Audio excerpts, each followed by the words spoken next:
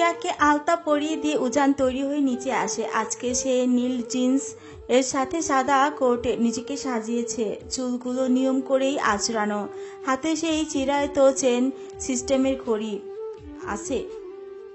এই তো ব্যাস। আর এই সামান্য লুকে সে পার্টির মেয়েগুলোর মনে চিনচিন ব্যথা তুলে দিতে যথেষ্ট। কিন্তু ব্যথা পুষে রেখে তো আর লাভ নেই, কারণ একটু পরেই সেই আঘাতে যে লবণ মিশ্রিত হতে যাচ্ছে সবাই সেটা বুঝতে পারছে। সব রেডি তো? তুই কোনো চিন্তা করিস না, ফুল, বেলুন, লাইটিং সব রেডি। প্রজেক্টরটা অন করে দেখেছিলি আরো একবার? সব ঠিক আছে ভাই, এত কেন প্যারা নিচ্ছিস তুই শুধু শুধু? অনেকক্ষণ তো হয়ে যাচ্ছে। কি করছে কি ওরা উপরে? আমি গিয়ে একবার দেখে আসবো। না, তুই এদিকটা দেখ, আমি দেখে আসছি। উজান তুষারকে কথাটা বলে যেই উপরে যাবার জন্য এক পা বাড়াবে অমনি সন্ধি আর ঝিনুক হিয়াকে নিয়ে নিচে নামতে শুরু করে। খিলখিল করে হাসতে থাকে। হিয়ার দিকে তাকাতেই উজানের চোখ আটকে যায়। লাল শাড়ি, 2 হাত ভর্তি লাল চুড়ি, কপালে একটা ছোট্ট স্টোনের টিপ, পায়ে আলতা, চুলগুলো খুলে দেওয়া। হিয়াকে আবার ঝিনুক লাল টুকটুকে লিপস্টিক দিয়ে দিলেও হিয়া ওটা মুছে দেয়। তার কাছে এই লিপস্টিকটা দিয়ে বড্ড সাজগোজ মনে হচ্ছে, তাই ঝিনুক শুধু হালকা করে গোলাপি রং ছুঁয়ে দেয় হিয়ার ঠোঁটে। এই তো খুব সিম্পল সাজ, আর এই সাজেই উজানের মনে সুনামির মতো তোলপাড় শুরু করে দিতে সক্ষম। কেন যে শাড়িটা পরিয়ে আনতে বললাম, মনে তো হচ্ছে এখনই বিয়ে করে বাড়িতে নিয়ে যাই। লাল পরি একটা। সন্ধি হিয়াকে নিয়ে নেমে উজানের সামনে দাঁড় করিয়ে দিয়ে খুব খুব করে কেসে, চোখটা নামা ভাই, বিয়ের পর দেখার জন্য কত কিছু বাকি রাখ। সন্ধির কথা হিয়া লজ্জায় মাথা নুইয়ে ফেলে। উজান নিজের হুঁশে ফিরে সন্ধিকে একটা কাট্টা মেরে একটু আসি বলে সামনের দিকে হেঁটে যায়। যা, জিজু তো লজ্জা পেয়ে গেল। লজ্জা না সাই, লজ্জা তো পাচ্ছে আমাদের চাচাতো ভাবি। কোথায় দেখি মুখটা? আরে আরে দেখি। সন্ধি ঝিনুকের হাসি ঠাট্টার মাঝে নীলিদের গ্যাং এসে হিয়াকে খোঁচাতে শুরু করে। পার্টির থিম ড্রেস ব্লু, আর একে দেখ কেমন লাল পরে এসেছে, তাও আবার শাড়ি। ও কি বুঝে না থ্রিডিম ড্রেস কি জিনিস? কখনো এসব পার্টি অ্যাটেন্ড করেছে কিনা সন্দেহ আছে। নিধি আপুই, তোমার মোটা মাথাটা তো একটু খাটাতেও পারো মাঝে মাঝে। সবার থিম ড্রেস ব্লু, আর ভাইয়া আর হেয়ারটা আলাদা কেন? এটুকু নিশ্চয়ই একটা ছোট বাচ্চা বুঝতে পারবে। কি মিন করতে চাইছো কি তুমি ঝিনুক? কিছু না নীলি, একটু পর তুই সব বুঝতে পারবি, একটু পেশেন্স রাখ। তাই হিয়া, আজ কি গিফট দিলে তোমার ভাইয়াকে? নাকি এমনি এমনি শুধু মুখেতে খেতে চলে এসেছে? কোনটা? জানো হিয়া, নীলি উজানকে কি গিফট করেছে? টিটান্ডের ওয়াচ। জানো সেই রিচ ওয়ারের দাম কত? ছাড়ো তো, ওই ব্র্যান্ডের নাম কখনো শুনেছি কিনা কে জানে। হিয়াকে খোঁচানো হয়ে গেলে নীলিদের হেসে দিয়ে ড্রিঙ্ক হাতে নিয়ে সামনে দাঁড়ায়। তুমি নীলিদের কথাই কিছু মনে করো না হিয়া, জানোই তো ওরা। না আপু, কি মনে করব? সত্যিই তো আমি কিছু উপহার না এনে শুধু শুধু এখানে খেতে এসেছি। তোরা আমাকে আর শ্রাবণকে বাড়ি থেকে নিয়ে আসার সময় কথাটা বললেও পারতি ঝিনুক। হিয়া মন খারাপ করে চলে যেতে ধরে অমনি রুমের পুরো লাইট অফ হয়ে যায়। হিয়া ভয়ে থেমে গিয়ে আবার এক পা ব্যাক করে, ঝিনুকের হাত ধরেই দাঁড়িয়ে যায়। 1 মিনিট পর স্টেজের উপরে লাইটটা অন হবার পাশাপাশি প্রজেক্টের সুইচটাও অন হয়ে সাদা স্ক্রিনে ভেসে ওঠে। ওজান একটা গিটারে হাতে প্রজেক্টরের এক পাশে একটা চেয়ারে বসে, সামনে একটা স্ট্যান্ডে মাইক লাগানো। ভালোবাসা কি জিনিস আমি জানি না, কিভাবে ভালোবাসতে হয় আমি তাও জানি না। জানি শুধু আমাকে বাঁচতে হবে। বেঁচে তো আমি তখনও ছিলাম, সব কিছুই ছিল তখন, কিন্তু কোথাও কি যেন একটা মিসিং লাগতো। সব থাকতো কিন্তু তবুও কিছু একটার অভাব বোধ করতাম। ফিল করলাম আমার একটা অক্সিজেনের দরকার। একদিন অনাকাঙ্ক্ষিতভাবে পেয়েও গেলাম সে অক্সিজেনটাকে। তবে শুরুটা যতটা ভয়ার্থভাবে শুরু হয়েছিল, সেটার শেষটা এতটা মলিনভাবে বুঝতে পারিনি সে সময়। তার লজ্জারত মুখ আমাকে রাগিয়ে দিয়ে, তার খিলখিল হাসি কখনো বা তার বিন্দু বিন্দু চোখের জল, সব কিছুতে কখন যে এতটা আসক্ত হয়ে পড়লাম আমি জানি না। তবে তাকে কখনো বলা হয়নি আমি তাকে ভালোবাসি। তাকে প্রচণ্ড দরকার আমার। আপনি কি আমাকে ভালোবাসেন? তার এই প্রশ্নের উত্তরে শুধু হেসে গিয়েছি আর বলেছি, তোমার মতো পেতনিকে ভালোবাসবে এই উজান শাহরিয়ার? নেভার। কিন্তু সেই না বলাতেও তার জন্য আমার ভালোবাসা লুকিয়েছিল। আজ আমি সেই পিচ্চিটাকে বলতে চাই আমি তাকে ভালোবাসি। এতটুকু বলে উজান একটা হাসি দিয়ে গিটারের সুর তুলতে শুরু করে। গান বলার সাথে সাথে প্রজেক্টরে এবার ভেসে আসে হিয়ার ছবি। এই সব ছবিগুলো কয়েকটা উজানের নিজের ওঠানো, কয়েকটা রূপম, সাব্বির, তুষার, ঝিনুক, শ্রাবণ এদের সবার তুলে দেওয়া। প্রথমে যে ছবিটা আসে সেটা হলো ভার্সিটিতে হিয়া যখন উজানকে প্রথম থাপ্পড় মারে তার ছবিটা রূপমের তুলে দেওয়া। তার জন্য অবশ্য উজান রূপমকে এক্সট্রা খানাপিনা দেয়। ওটা কিছুক্ষণ থেকে এবার স্লাইড করে আসে হিয়াকে যখন ফুলকলি গাঁদা ফুল দিয়ে সাজিয়ে দিচ্ছিল আর উজান দাঁড়িয়ে দাঁড়িয়ে দেখছিল তার ছবি। ওটা স্লাইড করে এবার আসে হিয়াকে যখন ডক্টরের কাছে উজান নিয়ে গিয়েছিল আর ইঞ্জেকশন দেখে হিয়া উজানের পেটের কাছে মুখটা হালকা লুকিয়ে দিয়েছিল তার ছবি। ওটা স্লাইড করে আসে সেদিন সরিষা খেতে শ্রাবণের হাতে তোলা উজান হিয়ার একটা আঙুল নেড়ে নেড়ে ঝগড়া করার ছবি। তারপর স্লাইড করে আসে যখন উজান হিয়া কাদার মধ্যে পড়ে পুরো মাখা হয়ে গিয়েছিল, সে সবাইকে উঠানো একটা সেলফি। শেষে গিয়ে ওটা স্লাইড করে এবার আসে বাসের মধ্যে হিয়া যখন চোখ বন্ধ করেছিল আর উজান হিয়ার কাঁধে মাথা দিয়েছিল, সে সময় একটা চুপ করে উঠানো সেলফি যেখানে হিয়া বাসে সিটে হেলান দিয়ে চোখ বন্ধ করে আছে, উজান হিয়ার কাঁধে মাথা দিয়ে চোখ বন্ধ করে আর শ্রাবণ তার ভালো ভাইয়ার কোলে মাথা রেখে ঘুমিয়ে আছে। প্রজেক্টর অফ হওয়ার সাথে সাথে সব লাইট আবার অফ হয়ে যায়, রুম আবার অন্ধকার। এবার মেইন ফ্ল্যাশ লাইট গিয়ে অন হয় হিয়ার গায়ের উপর। লাইট অন হতে হিয়া একটু কেঁপে গিয়ে চোখে হাত দেয়। লাইটের আলোটা খুব চোখে লাগছে তার। চোখটা একটু স্বাভাবিক হয়ে আসতেই চোখ থেকে আলতো করে হাত সরিয়ে আস্তে আস্তে হাতটা নিচে নামিয়ে সামনে তাকিয়ে দেখে উজান চেয়ার থেকে উঠে ওর দিকে এগিয়ে আসছে। হিয়ার চারপাশ এতক্ষণ যারা ছিল সবাইকে সন্ধ্যে আর ঝিনুক মিলে তার আগে সরিয়ে দেয়। উজান হিয়ার সামনে এসে এবার গিটার তুলে হিয়ার চারপাশে ঘুরে গান গাইতে শুরু করে। এরপর সব লাইট অন হয়ে যা। উজান হিয়ার হাত ধরে টেনে হিয়াকে নিয়ে স্টেজের সামনে আসতেই উপর থেকে লাল সাদা লাভ বেলুন পড়তে শুরু করে, সাথে পড়তে শুরু করে গোলাপের আর গাঁদা ফুলের পাপড়ি। উপরের দিকে তাকাতে পারে না হিয়া, টুকটুক করে মুখের পড়া ফুলের পাপড়িগুলো চোটে তার চোখ বারবার বন্ধ হয়ে আসে। উজান হিয়ার সামনে একটা চেয়ারে বসে শ্রাবণকে ওর কোলে বসিয়ে গিটার হাতে গান গাইতে শুরু করে। গান শেষ হতে ইজান গিটারটা তুষারের হাতে দিয়ে দেয়। সবাই হাততালি দিয়ে ওঠে। উজান শ্রাবণকে কোলে করে নিয়ে দাঁড়িয়ে হিয়ার সামনে দাঁড়া হয়। তারপর শ্রাবণের গেলে একটা চুমু এঁকে দিয়ে শ্রাবণকে হিয়ার পাশে দাঁড় করিয়ে দেয়। তারপর পকেট থেকে একটা রিং বের করে। ভালোবাসি তাই ভালোবাসি কথাটা কখনো তোমাকে বলিনি, এই সব কথাই তোমাকে ভালোবাসি, তোমার জন্য আমি সব করতে পারবো, দিনরাত 24 ঘন্টা ফোন দিয়ে তোমার সাথে প্রেমালাপ করবো, ডেটে যাবো, লং ড্রাইভে যাবো, এসব আমার দ্বারা সম্ভব না হিয়া। আমি শুধু জানি আমার শুধু তোমাকে চাই। এই চাইতে সাজিয়ে কোনো কাব্যিক কথা আমি আর বলতে পারবো না। উইল ইউ ম্যারি মি হিয়া পিচ্ছি?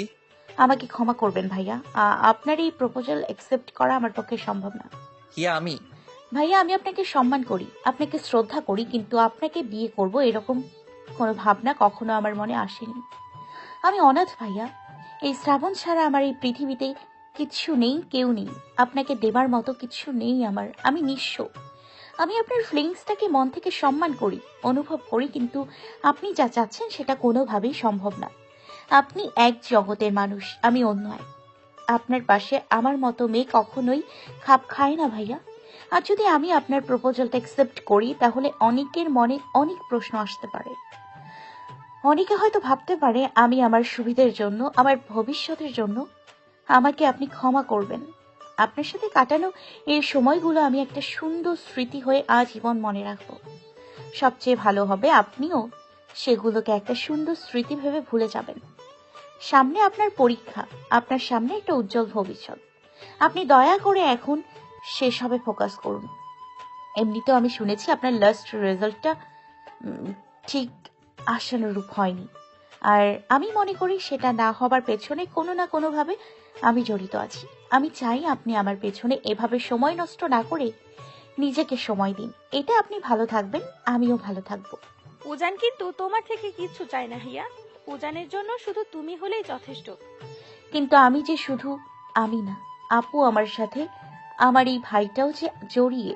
ভাইয়া যদি আমাকে বিয়ে করে তাহলে তো তাকে শুধু এই আমার না, আমার সাথে আমার ভাইটারও সারাটা জীবনের দায়িত্ব নিতে হবে। আমি যেখানে যাব, যা করব, সবকিছুতে আমার সাথে শ্রাবণ জড়িয়ে থাকবে। একটা মানুষ কেন শুধু শুধু আমার সাথে আমার এই ভাইটারও, যাকে আপু ও সব বাদ দিন, আমি আসছি আজ। বুবু, ভাইয়া তো কেকটা এখনো কাটেনি, আমরা কেকটা ফু দিয়ে মোমবাতি নেভানো দেখবো না? না ভাই, আমাদের এখন বাড়ি ফিরতে হবে। হিয়া দাঁড়া, ভাইয়া কিন্তু শ্রাবণকে নিজের ছেলের মতো ভালোবাসে। আর যদি তুই ফিরে যাস তাহলে কিন্তু ভাইয়াকে অপমান করা হবে। আজ এই অপমানটা হলেও আমি মেনে নিতে পারবো, কিন্তু আমাকে বিয়ে করলে যদি ওনার জীবন না। হিয়া আর কিছু না ভেবে শ্রাবণকে নিয়ে এক দৌড়ে বাইরে বেরিয়ে আসে। অটোরিকশা কিছুই তো দেখতে পাচ্ছি না। আমি এখন কি করে এই বাচ্চাটাকে নিয়ে বাড়ি ফিরবো? বুবু, একটা কথা বলি। হ্যাঁ বল। তুই ভাইয়ার ওখান থেকে এভাবে কেন চলে আসলি? ভাইয়া কষ্ট কষ্ট পাচ্ছে। তোর ক্ষুধা পেয়েছে না খুব?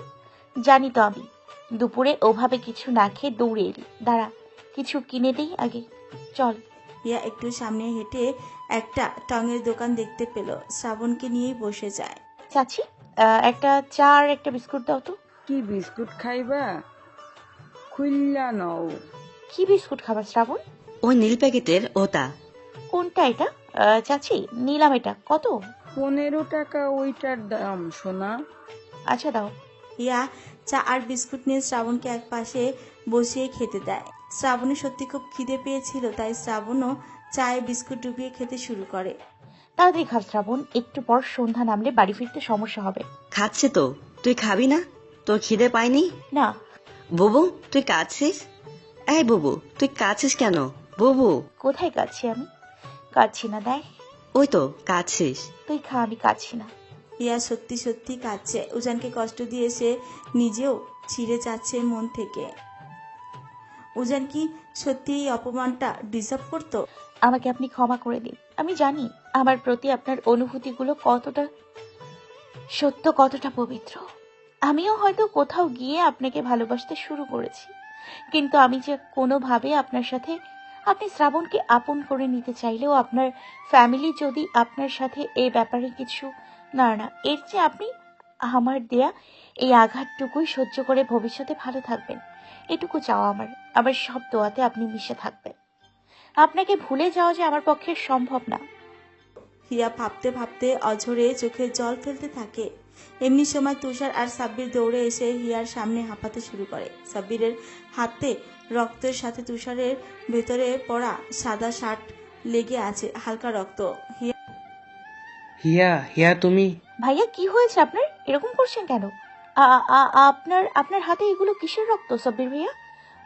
উজান ভাইয়া কোথায়? উনি ঠিক আছে তো? ওনার কোনো বিপদ হয়নি তো? কি হলো? আপনারা চুপ করে আছেন কেন? উত্তর দিন। তুমি কি, হ্যাঁ, এভাবে একটা ছেলেকে কেউ রিজেক্ট করে? খুব আনন্দ করে এখন চা খাওয়া হচ্ছে, তাই না? আপনার আমাকে যা কথা বলার পরে বলতে পারবেন। এখন দয়া করে আমাকে এতটুকু বলুন যে উনি ঠিক আছে কি নেই। নেই উজান। ঠিক তুমি উজানকে রিজেক্ট করে চলে আসার পরই উজান কেকের সাথে থাকা চাকুটা দিয়ে সুইসাইড অ্যাটেম্প্ট করতে যাচ্ছিল। এসব কি বলছেন আপনার? না, আপনারা যা বলছেন তা ঠিক নয়। আমি যাব ওনার কাছে, আমি এক্ষুনি যাব। হিয়া আর কারো কথা না শুনে শ্রাবণকে নিয়ে এক দৌড়ে আবার তুষারদের বাড়িতে ব্যাক করে। হিয়ার পিছে পিছে আসে তুষার আর সাব্বির। এসে হিয়া ভাইয়া ভাইয়া বলে চিৎকার শুরু করে।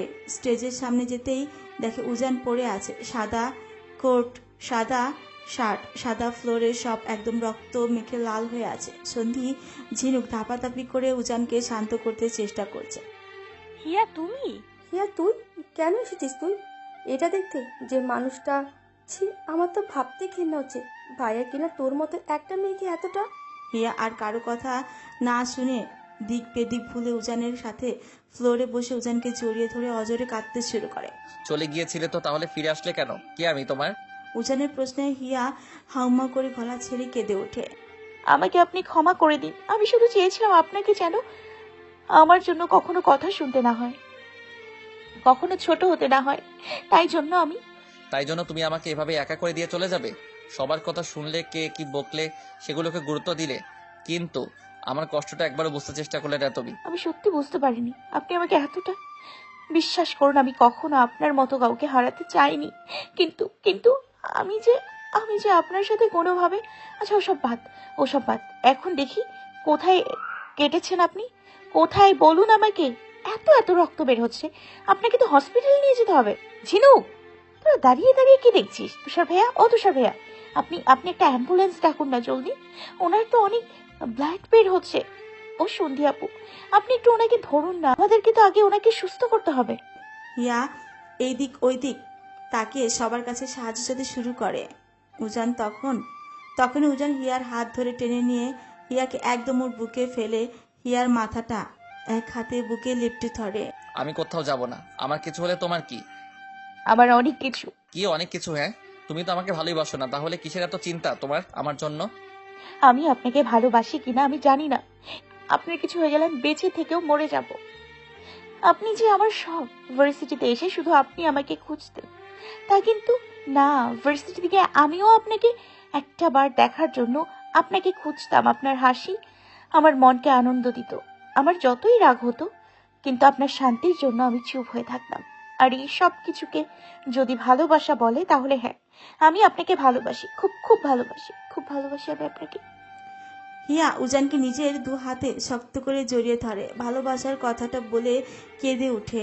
উজানও নিজের সব কিছু দিয়ে হিয়াকে চাপড়ে ধরে। এখনো সব বাদ।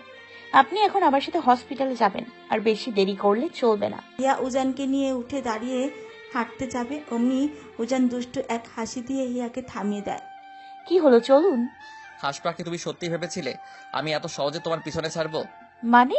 তুই সত্যি ভেবেছ আমি সুইসাইড অ্যাটেম্প্ট করতে যাব? সত্যি শ্রাবণ, তোর বুবুটা সত্যি একটা ছাগল। মানে আপনি হাত কাটেননি?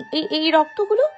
হিয়ার প্রশ্নে এবার উপস্থিত সবাই হেসে দেয়। ঝিনুক এসে হিয়ার কাঁধে হাত রাখে। তুই কি ভাবলি বলতো? আমরা এত বুদ্ধ নাকি তোর মতো? এগুলো কি তাহলে? সাব্বির আর তুষার ভাইয়া যে আমাকে গিয়ে বললো যে উনি... ওদেরকে আমি সব শিখে দিয়েছিলাম। আর এগুলো রক্ত না, এগুলো আমার, এগুলো তোমার আলতার রং। মানে আপনি আপনি আমাকে বোকা বানিয়ে নিয়ে এসেছেন? Yes of course. আর তুমি একটু ইডিয়েট বলে ব্যাপারটা এত ইজি হলো কি না? উজান আর কিছু বলার আগেই হিয়া উজানের বুকে 3-4টে কিল বসিয়ে দিয়ে উজানকে জড়িয়ে ধরে। আমি আর কখনো আপনার সাথে কথা বলবো না, আর কখনো না। আপনি জানেন আমি ঠিক কতটা ভয় পেয়ে গিয়েছিলাম। আমার ভেতরটা কিরকম শুকিয়ে যাচ্ছিল, মনে হচ্ছিল আমার ভেতর থেকে সবকিছু। আপনি আমাকে কথা দিন, আপনি আর কখনো আমার সাথে এরকম মজা করবেন না। এরকম মজা করলে কিন্তু আমি সত্যি সত্যি... এরকমটা না করলে কি আর জানতে পারতাম কেউ একজন আমাকে এতটা ভালোবাসে? উজান হিয়াকে বুকে আগলে নিতে সবাই হাততালি দিয়ে ওঠে। এদিকে শ্রাবণ এতক্ষণ তার টুকুর টুকুর চোখ দিয়ে একবার তার বুবুকে তো একবার তার ভালো ভাইয়াকে দেখে যাচ্ছিল। চোখগুলো ব্যথা হয়ে আসতে সে দৌড়ে এসে হিয়ার আঁচল ধরে টুকটুক করে টানতে শুরু করে। হিয়া উজানের বুক থেকে মুখ তুলল। উজান শ্রাবণকে কোলে নিয়ে এবার হিয়াকে জড়িয়ে ধরে। ভালো ভাইয়া, আমরা কেক কাটবো না, আমি তোমার কেক কাটা দেখবো। এখনই কাটবো। তোর বুবুর জন্যই তো লেট হয়ে গেল, শুধু শুধু কান্নাকাটি করে লেট করে দিল। তবে রে, এখন সব দোষ আমার, তাই না? উজানের জন্মদিনটা খুব সুন্দর করে কেক কেটে উদযাপন করবার পর সবাই একসাথে ফিরে যায় যে যার বাড়িতে প্যাক করে। রাত তখন 1টার কাছাকাছি। হিয়া শ্রাবণকে ঘুম পাড়িয়ে দিয়ে একটু চোখটা বন্ধ করছে ঘুমাবে বলে। ঘুমটা হালকা লেগেও এসেছিল। অমনি ফোনের কিরিং কিরিং শব্দ বাজতে হিয়া ধুম করে উঠে বসে। স্ক্রিনের দিকে তাকাতেই হালকা বিরক্ত হয়ে একটা হাই টানে। ফোনটা রিসিভ করে ঢুলু ঢুলু চোখে ঘুম জড়ানো ভাঙা কণ্ঠে কথা বলতে শুরু করতে উপাসের মানুষটার বুকটা পুরো ভরে ওঠে। আপনার কি ডিকশনারিতে ক্লান্তি বলে সত্যি কোনো শব্দ নেই? আমার শরীরটা আজকে সত্যি খুব ছেড়ে দিয়েছে, আমি ঘুমাবো। হ্যালো, কিছু বলছেন না কেন? আমার সত্যিই খুব ঘুম পাচ্ছে ভাইয়া। একটা কানের নিচে থাপ্পড় মারবো। এখনো ভাইয়া? ভাইয়া আমি তোমার এখন উজান বলো, শুধু উজান বলো। আমি পারবো না আপনার নাম ধরে ডাকতে, কিরকম যেন লাগে একটা। কি রকম লাগে মানে? এখন থেকে শুধু উজান, আপনি না তুমি। এসব আপনি ভাইয়া কিন্তু আমার সামনে চলবে না। আমি পারবো না। ওহ ভাইয়া, আমার সত্যি খুব ঘুম পাচ্ছে, আমি একটু ঘুমোই না। না, আগে উজান বলো। না। আজব তো, বিয়ের পরও কি ভাইয়া ডাকবে নাকি? মানে কি চাইছো কি তুমি আমার বাচ্চা কাচ্চা আমাকে বাবা ডাকার জায়গায় মামা বলে ডাকো? এই না না না, এসব কি কথা? তা কেন হতে যাবে? আমাকে একটু সময় দিন। আস্তে আস্তে উজান ভাইয়া থেকে একটু একটু করে অন্তিস্ত আ ই ভা বাদ দিতে দিতে ভাইয়াটা ডিলেট করে দিব। পাগলি একটা। খুব কি ঘুম পাচ্ছে? খুব। আর একটু কথা বলি? এই মাঝরাতে আমি কি কথা বলবো আপনার সাথে? যা খুশি বলো, ঘুমের মধ্যে তোমার কণ্ঠটা শুনতে খুব ভালো লাগছে। আমার সত্যি খুব ঘুম পাচ্ছে, আমি ঘুমাবো। কালকে কথা বলবো, কালকে সারা রাত কথা বলবো, এখন আমি ঘুমাবো। না, আমি আজকে এক্ষুনি কথা বলবো। হিয়া এবার কাঁথা মুড়ি দিয়ে ঘুমের ঘোরে কান্না করে দেয়। হিয়ার এই আচমকা ছোট বাচ্চাদের মতো ঘুমন্ত কান্না শুনে উজানের পুরো মনটা নাড়া দিয়ে ওঠে। হ্যাঁ, আমি ঘুমাবো, আমার ঘুম পাচ্ছে। সারাদিনেই তখন থেকে সেই বক বক করছেন, আমাকে আরো ইরিটেট করছেন, আমার ঘুম ভেঙে দিচ্ছে। পাগলি নাকি তুমি? কাঁদতেছো কেন এরকম করে? আপনি আমাকে ঘুমোতে দিচ্ছেন না, তাই জন্য আমি কান্না করছি। খুব খুব কান্না পাচ্ছে আমার। আর এত কান্না করলে তো ঘুম ভেঙে যাবে তোমার। আপনি তো চাইছেনই আমার ঘুমটা ভেঙে যাক। আমি সারাদিন কত কাজ করি, আজকে কত ঝড় গেল আমার উপর দিয়ে। এখন আমি ঘুমোতে চাইছি আর আপনি কি না আমাকে। আচ্ছা আচ্ছা ঘুমাও, কিন্তু তার আগে বলো ভালোবাসো আমাকে? বাসি তো ভালো, আর কত বলবো ভালোবাসি ভালোবাসি ভালোবাসি। আচ্ছা আচ্ছা ঘুমাও, ইডিয়েট একটা। উজান মুচকি হেসে ফোনটা ধুয়ে দিয়ে হিয়া গভীর ঘুমে আবার ঢলে পড়ে। ওদিকে উজানের শরীরটা বড্ড ক্লান্ত থাকায় উজান ওর গা বিছানায় মেলে দিতেই ঘুমের রাজ্যে হারিয়ে যায়। পরের দিন শ্রাবণকে স্কুলে পাঠিয়ে দিয়ে হিয়া বাহিরে দাঁড়িয়ে ভার্সিটির জন্য রিক্সা খুঁজেছিল। সকালে পিরিয়ড হয়েছে, তলপেটে প্রচন্ড ব্যথা হচ্ছে, আর এই অবস্থায় আজকে তার পক্ষে কোনোভাবেই হেঁটে হেঁটে ভার্সিটি যাওয়া সম্ভব না। এমন সময় ঝড়ের গতিতে উজান তুম করে বাইক নিয়ে এসে হিয়ার সামনে দাঁড়িয়ে হেলমেট খুলে হাতে নেয়। ফোনটা ইউজ করো কেন তুমি? ফোনটা তো অ্যাটলিস্ট মানুষ চেক করে। সকাল থেকে কতবার রিং করলাম। আমার ফোনটার সাউন্ডের সমস্যা হয়ে আছে, কল আসলে শোনা যায় না, আর তাড়াহুড়ো করে বের হতে গিয়ে চেক করা হয়ে ওঠেনি। অলওয়েজ কিছু না কিছু এক্সকিউজ রেডি থাকে তোমার। বসো এখন তাড়াতাড়ি। বসে? ভার্সিটি যাবা না? হ্যাঁ যাবো তো। তো মানে? বসো, ভার্সিটি যাই। আমাকে আপনার বাইকে কেন যেতে হবে? রিক্সা নিয়ে শহরে? বড্ড বেশি কথা বলো তুমি। আজ থেকে রোজ আমার সাথে ভার্সিটি যাবা। আমি তোমাকে ড্রপ করে দিয়ে আসবো। ইভেন ভার্সিটি শেষে আমি নিজে গিয়ে তোমায় টিউশনি দিয়ে আসবো। আর আপাতত এইটুকুই মিস মুনতাসির। হিয়া একটা ভেঙচি কেটে রাগে গটগট করে উজানের পেছনে গিয়ে বসে যায়। এই জন্য ঝিনুক ঠিকই বলে, প্রেম করলে সব স্বাধীনতা ফুরুত হয়ে যায়। আগে আমি একা একা হেসে খেলে দিন পার করতাম, আর এখন এনার জন্য আমাকে দিন রাত 24 ঘন্টা এখন এনার নজরদারিতে থাকো। অসহ্য লোক একটা। হিয়ার আগে পেছনে গিয়ে উজানের মাথার সব চুল খামচে ধরে। আহ হিয়া, কি করছো? কি লাগছে আমার? আপনি খুব খারাপ, খুব খুব খুব। উজান হিয়াকে থামতে একটা দুম করে জোরে ব্রেক কষল। হিয়া একেবারে উজানের পিঠের উপর পড়ে উল্টে পাল্টে লেপটে যায়। আহ শরীর তো না, যেন হাড্ডি। কি খারাপ আপনি, ছি। আর রাস্তাঘাটে এরকম করে চুল টানবে আমার? চুল না, এরপর থেকে হুটহাট এরকম করে ব্রেক কষলে আপনার দাড়ি গোফ সব টেনে ছিঁড়ে দেব। এভাবেই শুরু হয় এক সুতায় বাঁধা দুজন ভালোবাসার মানুষের পথ চলা। হিয়াকে এখন ক্যাম্পাসের সবাই অন্য চোখে দেখে। হিয়া নামে কাউকে জাগিং দিতেও সবাই আগে দেখে নেয় এটা কি উজান শাহরিয়ারের হিয়া কি না। ক্লাসরুম, ক্যান্টিন সবখানি উজান হিয়ার প্রেমের গুঞ্জন চলতে থাকে। ওদের যারা চিনে আর কি, গুঞ্জনটা ঠিক তাদেরই মধ্যে। এদিকে সাব্বির, রূপম এরা তো হিয়াকে দেখলেই ভাবি ভাবি বলে হিয়াকে পুরো পাগল করে দেয়। ওইদিকে ঝিনুক আর শ্রাবণ তো তাদের জিজু বলতে অজ্ঞান। দিনগুলো পেরিয়ে উজানের ফাইনাল ইয়ারের পরীক্ষাটাও চলে আসে, আর হিয়া কড়া শাসন আর সারাক্ষণ পড়া নামক অত্যাচারে উজান যেন বড়ই ক্লান্ত। ভার্সিটি থেকে শুধু আজ 2টো ক্লাস করে বাড়ি ফিরে এসেছে হিয়া। পুরো কেঁপে যায়। কে বসে আছে ওর বিছানার উপর? উজান। উজান যে বলল ওর একটা কাজে নাকি ও ব্যস্ত আছে, কিন্তু এই তো দেখছি। আপনি আপনি আমার বাড়িতে এভাবে একা কি করছেন? শ্রাবণ, শ্রাবণ কোথায়? শ্রাবণ ওয়াশরুমে পটি করে। আর রিমা, রিমা আপু কোথায়? আপনাকে এভাবে কে ঢুকতে দিল রুমে? সর্বনাশ।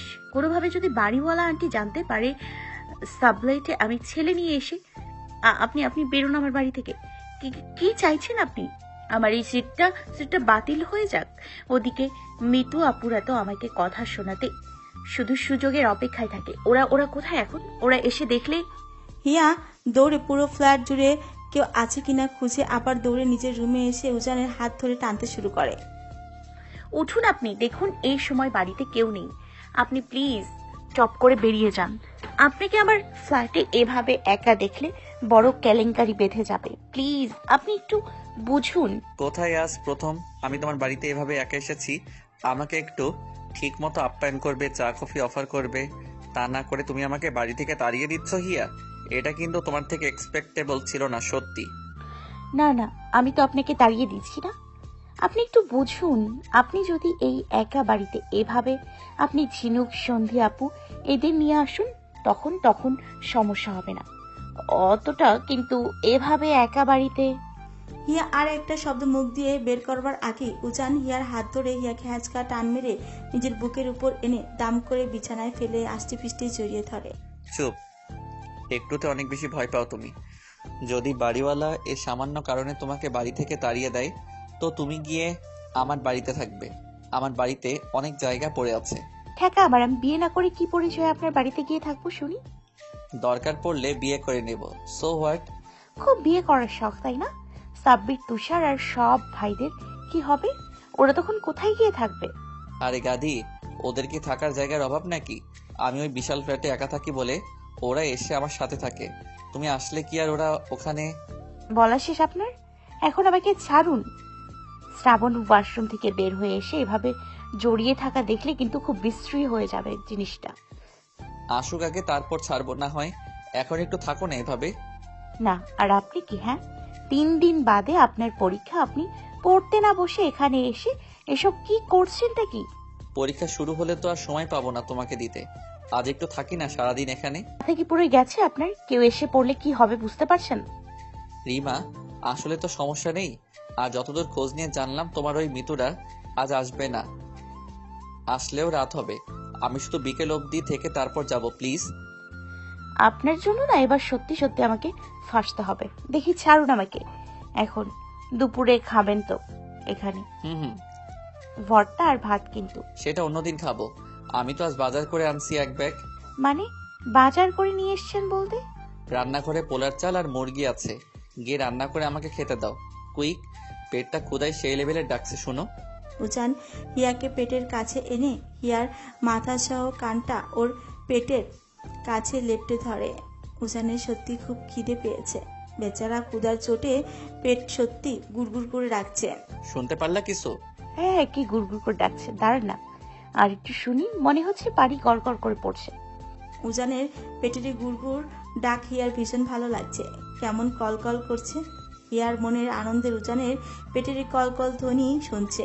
কিছুক্ষণ বাদে উজানের পেটের নিচের লোমগুলো দু বোতামের ফাঁক দিয়ে হিয়ার গালে এসে খোঁচা দিতে শুরু করলে হিয়ার হুঁশ ফিরে। হিয়া খেয়াল করলো সে উজানের পেটের নিচ বরাবরের কি রকম মুখ খুঁজে দিয়ে আছে, আর লোমগুলো কিভাবে ওর মুখে মিশে গিয়ে। ইস, কি বিশ্রী একটা ব্যাপার। আমি কি রকম ব্যাককলির মতো ওনার পেটে এভাবে ধুর। জিব্বায় কামড় দিয়ে হিয়া টপ করে উজানের ওপর থেকে উঠে দৌড়ে রান্নাঘরের দিকে দাঁড়িয়ে পড়ে। থ হয়ে যায়। উজান 1 ব্যাগ না 2 ব্যাগ না ভর্তি করে বাজার নিয়ে এসেছে। চাল, ডাল, তেল, আটা, সবজি, মশলা থেকে শুরু করে নাস্তা, বিস্কুট সব। এইসব দেখে হিয়ার মাথা এখন পুরো হাত। হিয়া ব্যাগ থেকে এক এক করে সব বের করতে গিয়ে হাঁপসে উঠে। শ্রাবণ ভেজা ভেজা হাত মুখ ওয়াশরুম থেকে বেরিয়ে রান্নাঘরে হিয়ার অস্তিত্ব উপলব্ধি করে সোজা দৌড়ে এসে হিয়াকে পেছন দিকে জড়িয়ে ধরে। বুবু, ভাইয়া আজকে বাড়িতে আসবে, দেখা করিস ওনার সাথে। ভাইয়া কিন্তু আজকে আমাদের সাথে খাবে। মুরগি আনছি আমরা কিনে, বাজারে গেছি, মুরগি ভর্তি, শুধু কক কক কক কক করে ডাকছিল। কি বড় মাছ দেখছি আজকে ওখানে। মাছটা একদম আমার সমান ছিল। এই দেখো এত দূর আছে, হে হে হে। হিয়া একটা দীর্ঘশ্বাস টেনে শ্রাবণকে নিয়ে রুমে আসে। রুমে এসে শ্রাবণ উজানের কোলে লাফিয়ে ওঠে। আপনি এসব কেনার আগে অন্তত আমাকে একটাবার জিজ্ঞেস করতে পারতেন। আমি এখন এতগুলো খাবার কোথায় রাখবো? সব তো পচে নষ্ট হয়ে যাবে। এই মাছগুলো বিকেলের মধ্যে ফ্রিজে না রাখলে আর খাওয়াই যাবে না। আপনি জানেন আমি খাবার নষ্ট করা একদম পছন্দ করি না। এই সবজিগুলো এতগুলো। তোমাদের সাবলেটে এক্সট্রা কোনো ফ্রিজ দেয়নি? না মানে দিয়েছিল, কিন্তু ওটা কিছুদিন আগে নষ্ট হয়ে আর কাজ করে না। মিতু আপুদের দেখি বাড়িওয়ালা আন্টি ওখানে গিয়ে রেখে আসে, কিন্তু সব তো রাখতে পারে না, ওই 1 বাটি করে। কিন্তু আমার তো 1 বাটিতে কিচ্ছু হবে না। তাহলে এখন? আমি মাছগুলো কেটে ভেজে রাখছি আর মাংসটা হলুদ লবণ দিয়ে ভাপে রাখছি। আপনি যাওয়ার সময় নিয়ে গিয়ে আপনার ফ্রিজে রাখবেন। আমি তোমার জন্য নিয়ে এসে এখন নিজে নিয়ে যাব? আমি জানি না কি করবেন আপনি, আমার পক্ষে ওগুলো রাখা সম্ভব না। ফ্রিজটা ঠিক থাকলে তাও কথা ছিল, এই জন্য আমি আপনাকে সবসময় বলে এসেছি কিছু করতে গেলে আমার পারমিশন নিয়ে তারপর কাজ করবেন। আমি এমনি এমনি রাগ করি না আপনার সাথে। আজকে এসব কেনার আগে একটা বার আমাকে জিজ্ঞেস করলে হয়তো আমি। হিয়া হতাশ হয়ে বিছানায় বসে এক গ্লাস পানি ঢেলে খেতে থাকে। উজান মিনমিন করে করতে করতে হিয়ার কাছে আসতে হিয়া ভ্রু কুচকে উজানের দিকে তাকিয়ে ওঠে। আবার কি গন্ডগোল পাকিয়েছেন শুনি? কি গন্ডগোল পাকাবো? কিছু করিনি আমি, বিলিভ মি। তাই কি বলতে চাইছেন সোজাসুজি বলুন। হিয়া পিচ্ছি, আমার সত্যি কিছু বলার ছিল তোমাকে। আমি তোমাকে না জানিয়ে আরো একটা কাজ আমাকে না জানি আপনি কি? বসো, তুমি একটু শান্ত হয়ে বসো, আমি বলছি। আপনি বলুন, আমি শুনছি। দেখো, শ্রাবণ তো আমাদের কত গুড স্টুডেন্ট, যা পড়ানো হয় সব পারে। আমাদের উচিত নয় কি বলো ওর একটা বেটার ফিউচারের দায়িত্ব নেওয়া? আমি জানি তুমি যথেষ্ট করো শ্রাবণের জন্য, কিন্তু তুমি শ্রাবণকে যে স্কুলটাতে ভর্তি করে দিয়েছো এবার, সেটাই আমি খোঁজ নিয়ে দেখেছি ওখানে পড়াশোনার মান খুব একটা ভালো না। আপনি করেছেনটা কি আমাকে বলুন সেটা। আমি শ্রাবণকে আজ নিয়ে গিয়ে আমার বাড়ির রোডে যেই কিন্ডার গার্ডেনটা আছে ওখানে ভর্তি করে দিয়ে এসেছি। আমি জানি তুমি এটা শুনলে খুব রাগ করবে, কিন্তু তুমি রাগ করলেও আমার কিচ্ছু করার নেই। শ্রাবণ যেমন তোমার ভাই, তেমনি শ্রাবণকে আমি নিজের ছেলের মতো দেখি।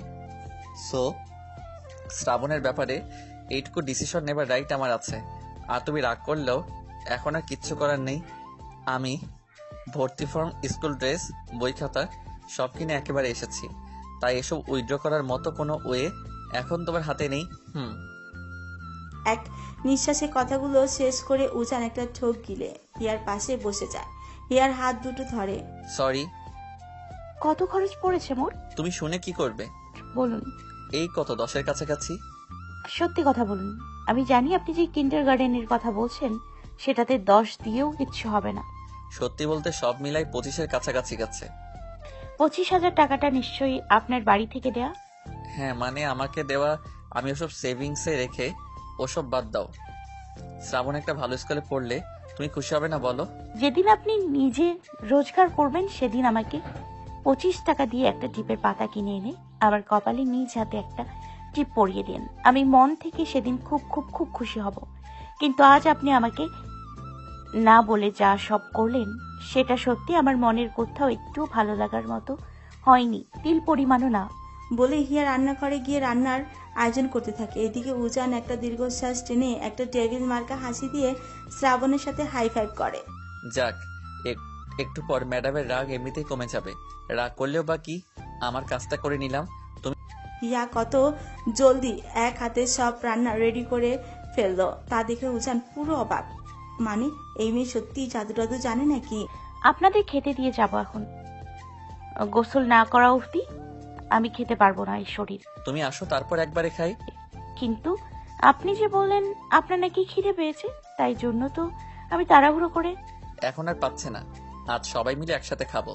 আচ্ছা তাহলে আর একটু বসুন, আমি এক্ষুনি আসছি। আর একটু ভাত দিব আপনাকে? না, আগে এগুলো শেষ করব, তারপর শেষে ফিশ ভাজা। এতগুলো বাজার করলেন, কুমড়োও কিনতে পারতেন। আমি তাহলে কুমড়োটা রান্না করে। ভালো কথা মনে করিয়ে দিয়েছ তো। আচ্ছা, আমি এত কিছু কিনলাম, আমার ফেভারিট জিনিসটা কি করে ভুলে গেলাম? হাও। কি লাগবে নিজে থেকে নিয়ে নিন। দেখি শ্রাবণ, খাইয়ে দিব না, নিজে খাবা। আমিও ভাইয়ার মতো হাত দিয়ে মাখায় মাখায় খাবো। আচ্ছা, কিন্তু জামাই মাখাবা না, আর জামাই কিনে দিব না কিন্তু। তুমি খাচ্ছ না কেন? খাচ্ছি। কি এতটুকু করে ভাত খাও? একটু বেশি করে খেতে পারো না? আমি এতটুকু করেই খাই। এই জন্য তো শরীরে হাড্ডি ছাড়া কিছুই নেই। একটু মোটা হবা, জড়িয়ে ধরতে ফিল আসবে তখন। এখন তো শুধু জড়িয়ে ধরলে তোমার হাড় হাড্ডির গুঁতো পাই শুধু। কি সব বলছেন আপনি? আমি আপনাকে গুঁতো দেই মানে? তুমি দাও না, তোমার এই হাড্ডিগুলো দেয়। জড়িয়ে ধরতে একটুকু ফিল আসে না, মনে হয় একটা খাম্বা ধরে দাঁড়িয়ে আছি। একটু মোটা হবা, গায়ে মাংস হবে, তখনই না জড়িয়ে ধরতে মজা। ছি, কি অসভ্য আপনি। আমাকে জড়িয়ে ধরলে তাহলে এসব উল্টো পাল্টা জিনিসও আপনার মাথাতে আসে? আমি আর কখনো আপনাকে জড়িয়ে ধরবো না, কখনো না। আরে এত রাগ করছো কেন তুমি? আমি তো জাস্ট। এরপর থেকে আমি এত খাবো, খেয়ে মোটা হয়ে গুদুম গাদুম হব।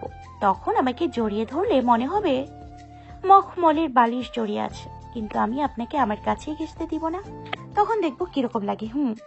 বলে হিয়া প্লেট উছলে ভাত তুলে নিয়ে বিছানায় গিয়ে একা একা গপ গপ করে সব ভাত খেতে বসে। আমার এই পিচটা সত্যি একটা হ্যাবলি। কি সুন্দর বোকা বানালেই বোকা হয়ে যায়। প্রত্যেক দিন বেশি বেশি করে খাবে এবার থেকে। বুঝেও না শরীরে ব্লাড কম, সেটাকে গ্রো করতে হবে। নিজে বুঝলে কি তোমাকে বোকা বানাতে হয়? ইডিয়েট। কেমন করে হাসছে দেখো, অসভ্য একটা। মুখে কিচ্ছুতে আটকায় না, সবসময় আমাকে লজ্জা পেয়ে দেয়, বাজে লোক। 3 দিন পর পরীক্ষার রুমে বসে পরীক্ষা দিচ্ছিল উজান, কিন্তু এদিকে উজান কিরকম পরীক্ষা দিচ্ছে সেই টেনশনে পুরো অস্থির হয়ে ক্যাম্পাসের এদিক সেদিকে পাইচারি করতে ব্যস্ত হিয়া। সবাই তো পরীক্ষা দিয়ে বের হয়ে যাচ্ছে, কোথায় উনি পরীক্ষা দিতে পেরেছে তো? কি জানি এত দেরি কেন হচ্ছে ওনার বের হতে। হিয়ার চিন্তার অবসান ঘটিয়ে উজান সব ফ্রেন্ডের নিয়ে গল্প করতে করতে হেলে দুলে বের হয়ে সামনে আসতে থাকে। উজানকে দেখে হিয়া দৌড়ে উজানের কাছে গিয়ে দাঁড় হয়। হিয়া, তুমি বাড়ি যাওনি এখনো? গিয়েছিলাম, কিন্তু আপনার জন্য আবার আসলাম। পরীক্ষা কেমন হলো? ভাবির দেখছি ভাইয়ের পরীক্ষা নিয়ে সেই টেনশন হচ্ছে। তাও ভালো, ভাবি তো ভাইয়ার পরীক্ষার জন্য কতটা ভাবে, আর আমারটাকে দেখ, নিজের পরীক্ষা কেমন হয়েছে সেটা নিয়েই ব্যস্ত। ইস কি দুঃখ। থাম সন্ধি, এদিকে আয় দেখ। তুষার কি জানি বলছে তোকে। সন্ধি, মেরে ফেলতে চাইছিস নাকি তুই আমাকে? চুপ চুপ চুপ। তোরা যা তো বাসায়, আমি হিয়াকে একটু সময় দেই। 2 দিন এমনিতে ওর সাথে কথা হয়নি। আচ্ছা যা, রাতে দেখা হবে। বলুন না পরীক্ষা কেমন হলো? ওই শিফাত ভাইয়ার থেকে ভালো হয়েছে? ওনার রেজাল্ট কিন্তু আপনার থেকে ভালো হওয়া যাবে না। কিছু বলছেন না কেন? কোনোভাবে শিফাত ভাইয়াকে ফার্স্ট হতে দেয়া যাবে না। উনি কিন্তু ইচ্ছে করে এই কাজটা করেছে। আপনি টিচার হয়ে জয়েন করবেন এটা মনে হয় উনি চাইছেন না। আপনাকে কিন্তু ভালো করে ওনাকে এবারও দেখিয়ে দিতে হবে। কি হলো বলুন না, পরীক্ষা কেমন হলো? কি বলবো? তুই সুযোগ দিলে না আমি কিছু বলবো। ও হ্যাঁ, আচ্ছা বলুন এবার। পরীক্ষা ভালো হয়েছে, একদম ফার্স্ট ক্লাস। খুশি এবার? খুব খুশি। চলুন ওই মাঠে লেকচার ওখানে গিয়ে বসি। আপনি তো খাবেন এখন নাকি? আমি গরম গরম ভাত আর লাউ শাক আলু দিয়ে মাখা মাখা করে রেঁধে আনছি, আর কুমড়োর একটা ফালি কিনেছিলাম সকালে, ওটা শুকনো লঙ্কা দিয়ে মেখে লাল লাল ভর্তা করে আনছি। আসুন। কুমড়ো ভর্তা ইয়াম্মি। আমার মিষ্টি পিচ্ছি, এত কেন খেয়াল রাখো তুমি আমার? ইস। বলেই উজান হিয়ার গাল দুটো ধরে সবার সামনে টেনে দেয়। কি করছেন? সবাই দেখছে, ছাড়ুন। আমার গাল। লেক থেকে একটু দূরে ঘাসের উপর বসে আছে উজান আর হিয়া। হিয়া এক হাতে উজানকে খাইয়ে দিচ্ছে, আর উজান মন ভরে হিয়াকে দেখছে। কেউ এসে দেখুক, আমি আপনাকে খাইয়ে দিচ্ছি, খুব ভালো হবে তখন। এটা আমার এরিয়া হিয়া। মুনতাসির, তোমার মনে হয় এখানে আমাকে কিছু বলার কারো কলিজা আছে? কলিজা না থাক, কিন্তু কোনো স্যার বা ম্যাডাম এদিকে দিয়ে গেলে কি হবে ব্যাপারটা তখন? এদিক দিয়ে স্যার ম্যাডামরা কেউ যায় না হিয়া পাখি। আমি জানি যায় না, আমি শুধু কথার কথাতে বললাম। আচ্ছা যাই হোক, আমি যেন কি একটা আপনাকে বলবো ভাবছিলাম। হ্যাঁ, আচ্ছা কোনোভাবে কি শ্রাবণকে ওই স্কুল থেকে এনে আবার আগের স্কুলে ভর্তি করানো যায় না? মানে? আপনি আমার উপর রাগ করবেন না। দেখুন, আগের স্কুলটা বাড়ির কাছে ছিল, শ্রাবণ একা একা নিজে থেকে যাতায়াত করতে পারতো, কিন্তু এখন ওকে আমি কি করে ভার্সিটি থেকে এসে নিয়ে আসবো আবার দিয়ে আসবো? আর আপনার বাসার ওই রোডটা কিরকম নিরিবিলি, শ্রাবণ ভয় পেয়ে যাবে। হিয়া, আমি এত বোকা না যে কিছু না ভেবে না বুঝে একটা ডিসিশন নেব। আমার যেদিন করে এক্সাম থাকবে না, আমি গিয়ে ওকে নিয়ে এসে আবার তোমার বাড়িতে দিয়ে যাব। শুধু পরীক্ষার দিনগুলো তোমাকে ম্যানেজ করতে হবে, আর তুমি না পারলেও আমি একটা ঠিক ব্যবস্থা করে নেব। হ্যাঁ, কিন্তু বলছি কি, আমি আর খাবো না। এবার বাকিটা তুমি শেষ করো। করছি, কিন্তু তার আগে আপনি একটা কথা শুনুন আমার। ওই স্কুলে মান্থলি নাকি 3000 টাকা ফি দিতে হবে। আপনি বলুন, সেটা কি আমার পক্ষে সম্ভব দেয়া? হিয়া প্লিজ, শ্রাবণের এই পড়াশোনার ব্যাপারে আমি আর কোনো কথা তোমার থেকে শুনতে চাই না। এই ব্যাপারে পুরো দায়িত্ব আমার। সো তুমি জাস্ট আমি যা বলবো তাই করবে। হিয়া নিরুপায় হয়ে আর কিছু না বলে বাকি ভাতটুকু শেষ করে হাত ধুয়ে ওর ওড়নাটা দিয়ে হাত মুছে নেয়। এরপর ওড়নাটা দিয়ে পরম যত্নে উজানের মুখটা মুছে দিল। উজান হিয়ার পেটের কাছে মাথা রেখে একটা পা ভাঁজ করে আরেক পা সামনে মেলে দিয়ে নিজের বুকের কাছে হিয়ার হাতটা টেনে এনে রেখে শুয়ে পড়ে। হিয়া, তুমি তো কখনো আমার কাছে কিছু নাও না। তোমাকে জামা কিনে দিতে চাইলে তুমি না বলো, কিছু বাজার করে দিলে তুমি সেগুলো রান্না করে আমাকে ফেরত পাঠাও। সেদিন সামান্য একটা শাড়ি কিনে দিতে চাইলাম, তখনও তুমি আমার মুখের উপর না বলে দিলে। কেন করো এরকম? আমার কষ্ট হয় না? তুমি আমার থেকে কিছু নিবে না, ঠিক আছে, অ্যাটলিস্ট শ্রাবণের জন্য আমি যা করি বা করতে চাই সেটাতে অন্তত না করো না। আপনি আমাকে ভুল বুঝে মনে কষ্ট পুষে রাখবেন না। আমি কিন্তু কারোর কথা শুনে আপনার থেকে কিছু নিতে না করি এমনটা ভাববেন না। সত্যি বলতে ওই জিনিসগুলোর কোনো প্রয়োজন নেই আমার। আমার যা আছে, যেটুকু আছে, আমি এতেই খুশি। তোমাকে সত্যি বুঝিয়ে লাভ নেই হিয়া। দেখি কোথায় চুলগুলো, একটু টানো তো জোরে জোরে, আমি একটু ঘুমোই। আচ্ছা দিচ্ছি মাথা টিপে, আপনি ঘুমোন একটু। হিয়া উজানের মাথার চুলগুলো পরম যত্নে দুহাতে মুঠ করে টেনে দিতে থাকে। লেকের পানির কলকল ধ্বনির সাথে দমকা শীতল বাতাস, আকাশে সাদা মেঘের আনাগোনা, চারপাশে ঘাসের সবুজ। দুজন প্রেমিক প্রেমিকার মনে সমুদ্রের উত্তাল ঢেউয়ের মতো ঝড় তুলে দিতেই যথেষ্ট। কিছুদিন পর পরীক্ষা শেষে আজ হিয়ার কোনো খোঁজ খবর না পেয়ে উজান ব্যস্ত হয়ে ফোন করে হিয়াকে। কিন্তু ফোনটা তুলে শ্রাবণ কেঁদে ওঠে। তার বুবুর খুব জ্বর। বুবু নাকি তার কিরকম করে বমি করছে। বুবু তার ঠিক হয়ে উঠবে কিনা ভয় একদম বাচ্চাটা কেঁদে ফেলে। ভাইয়া, ববু না আজকে জ্বর আসছে, কেমন করছে, বমি করছে বারবার। বমি করছে মানে? জ্বর? কখন থেকে জ্বর? কি কি করছে তোর বুবু এখন? হিয়াকে ফোনটা দে দেখি, বল ভাইয়া কথা বলবে। বুবু, হ্যাঁ বুবু, ভাইয়া কথা বলবে। বুবু, তুই ওনাকে কেন ফোন দিয়েছিস? ওনাকে বল আমি ঠিক আছি। ওনার পরীক্ষা কেমন হলো আজ? ড্যাম ইয়োর পরীক্ষা। পরীক্ষা ধুয়ে কি আমি পানি খাবো? শ্রাবণ, একদম কাঁদবি না তুই। তুই হিয়ার পাশে বসে থাক, ওর কি লাগবে একটু দেখ। আমি এক্ষুনি আসছি। উজান সন্ধিকে নিয়ে যত দ্রুত সম্ভব হিয়ার বাড়িতে এসে উপস্থিত হয়। বাহিরে তখন দমকা বাতাস বইছিল।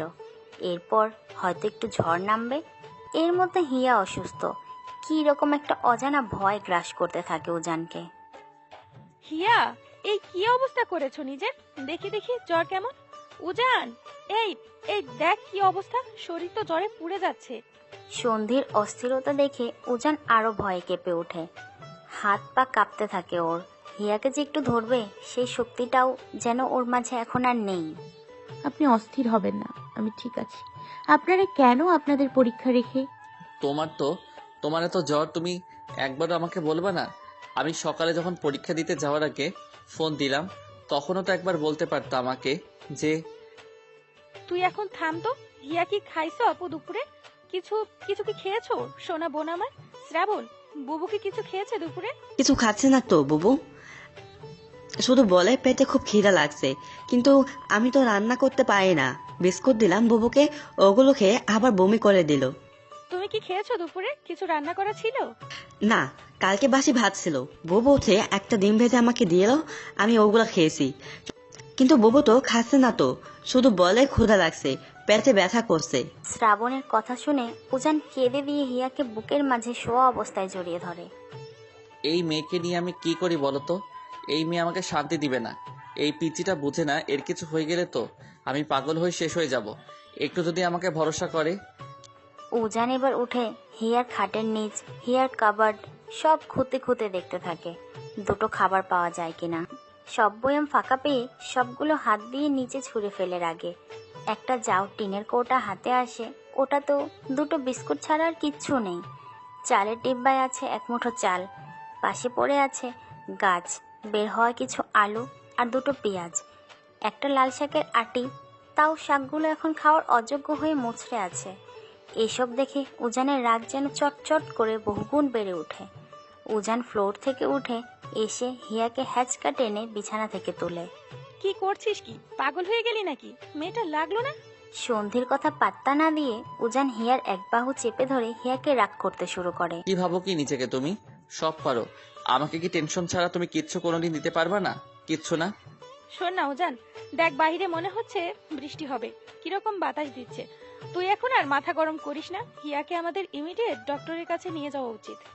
না না না আপু, তার কোনো প্রয়োজন নেই। আমার বছরে এরকম জ্বর এক দুবার প্রায় আসে। আমাকে এক পাতা না পাইনি দিলেই আমি কাল অবধি একদম সেরে উঠবো, বিশ্বাস করুন। আবার কথা বলছো তুমি? এই জ্বর নাপা দিয়ে যাবে? লিসেন হিয়া, আমি এতদিন অনেক সহ্য করেছি, কিন্তু আর না। আমার আর জাস্ট দুটো পরীক্ষা আছে। আমি ওগুলো শেষ করে তোমাকে নিয়ে বাড়িতে শিফট করব। আর আমার কথা মানে শেষ কথা, কথাটা যেন মাথায় থাকে তোমার। আরে আপনি একটা ছোট বিষয়কে কোথা থেকে কোথায় নিয়ে যাচ্ছেন? আচ্ছা আগে পরীক্ষাটা তো শেষ হোক। দেখি তোরা এইসব রাগারাগি ঝগড়াঝাটি পরেও করতে পারবি। উঠ এখন, ডক্টর পরে চলে গেলে কিন্তু।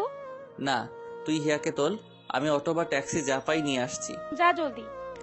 উজান এই ঝড়ের রাতে অটো রিক্সা কিছু খুঁজে না পেয়ে একটা ইমিডিয়েট ওবার বুক করে 10 মিনিটের মধ্যে ওবার এসে হিয়ার বাড়ির সামনে হাজির হতেই উজান সন্ধি আর শ্রাবণকে বসিয়ে হিয়াকে কোলে করে নিয়েই এসে গাড়িতে বসিয়ে দেয়। হিয়ার ভীষণ শীত করছে দেখে উজান গাড়ির এসিটাও অফ করে দিতে বলে।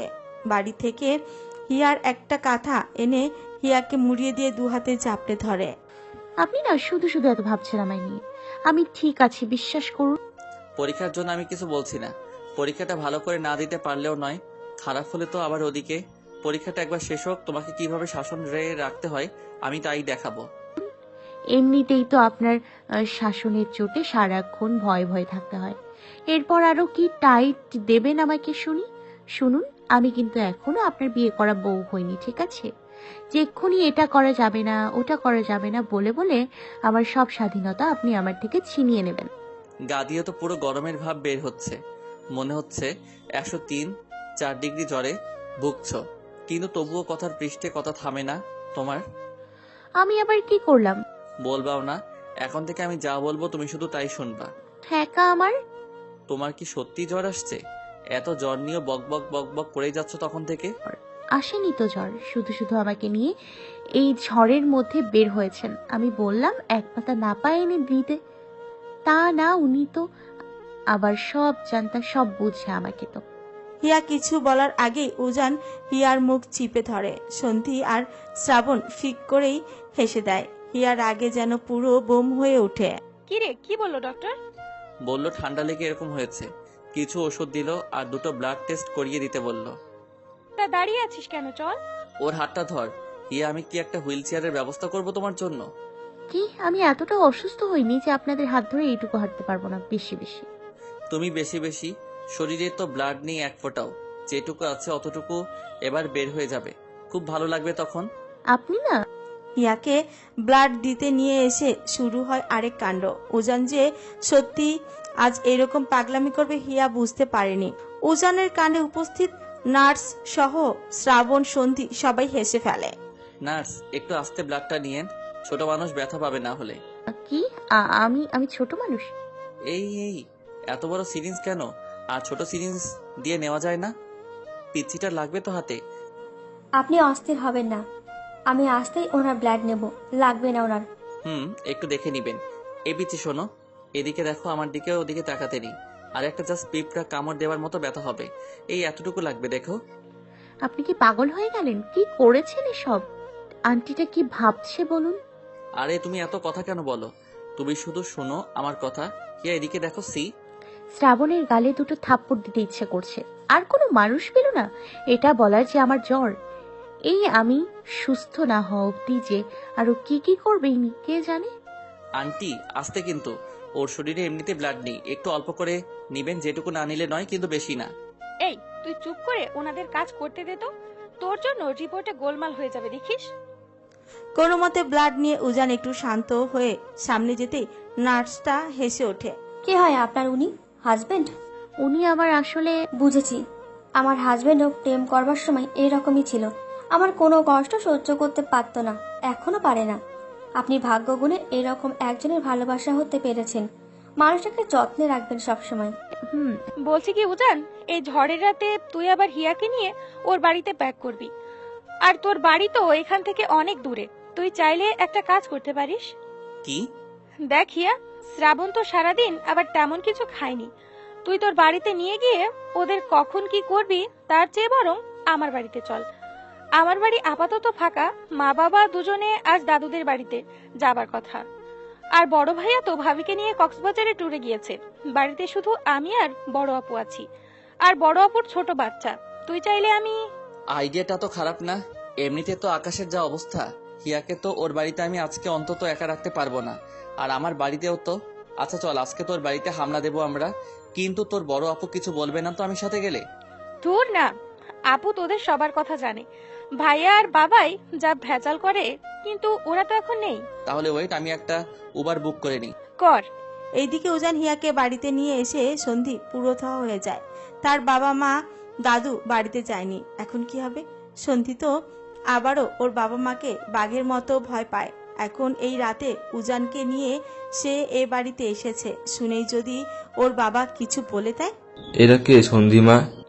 বাবা, এরা এরা এরা আমার ফ্রেন্ড। তোমাকে বলেছিলাম না একবার, আমার এক ফ্রেন্ড আছে, এবার পরীক্ষা দিয়ে ইউনিভার্সিটি জয়েন করবে, এসএ টিচার। সেই উজান আমার বন্ধু। এই সেই উজান? তোমার কথা অনেক শুনেছি ছোট মেয়ের কাছে।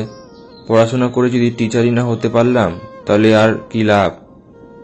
নিজের শিক্ষায় আলোকিত হয়ে অন্যকে সেটা দান করার মাঝেই তো শিক্ষা সার্থকতা। তা সন্ধি, হঠাৎ এরা এখানে এত রাতে? এই বাচ্চাটাকে?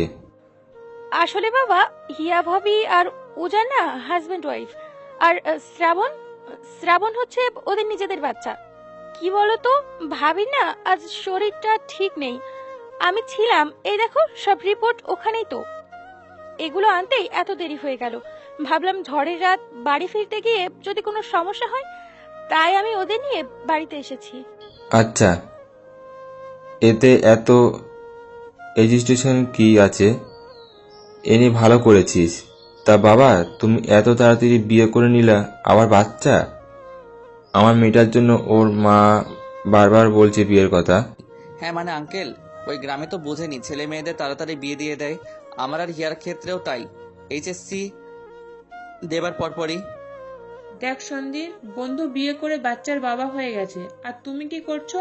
কত করে বলি মেয়েটার জন্য ভালো একটা ছেলে দেখে ভালো বিয়ে দাও। দেখো, কিন্তু তুমি তো আমার কোনো কথাই শোনো, কানে তোলো না। ওই যে শুরু হয়ে গেল তো তোর মার। আচ্ছা, তোদের দেখে মনে হচ্ছে তোরা অনেক টায়ার্ড।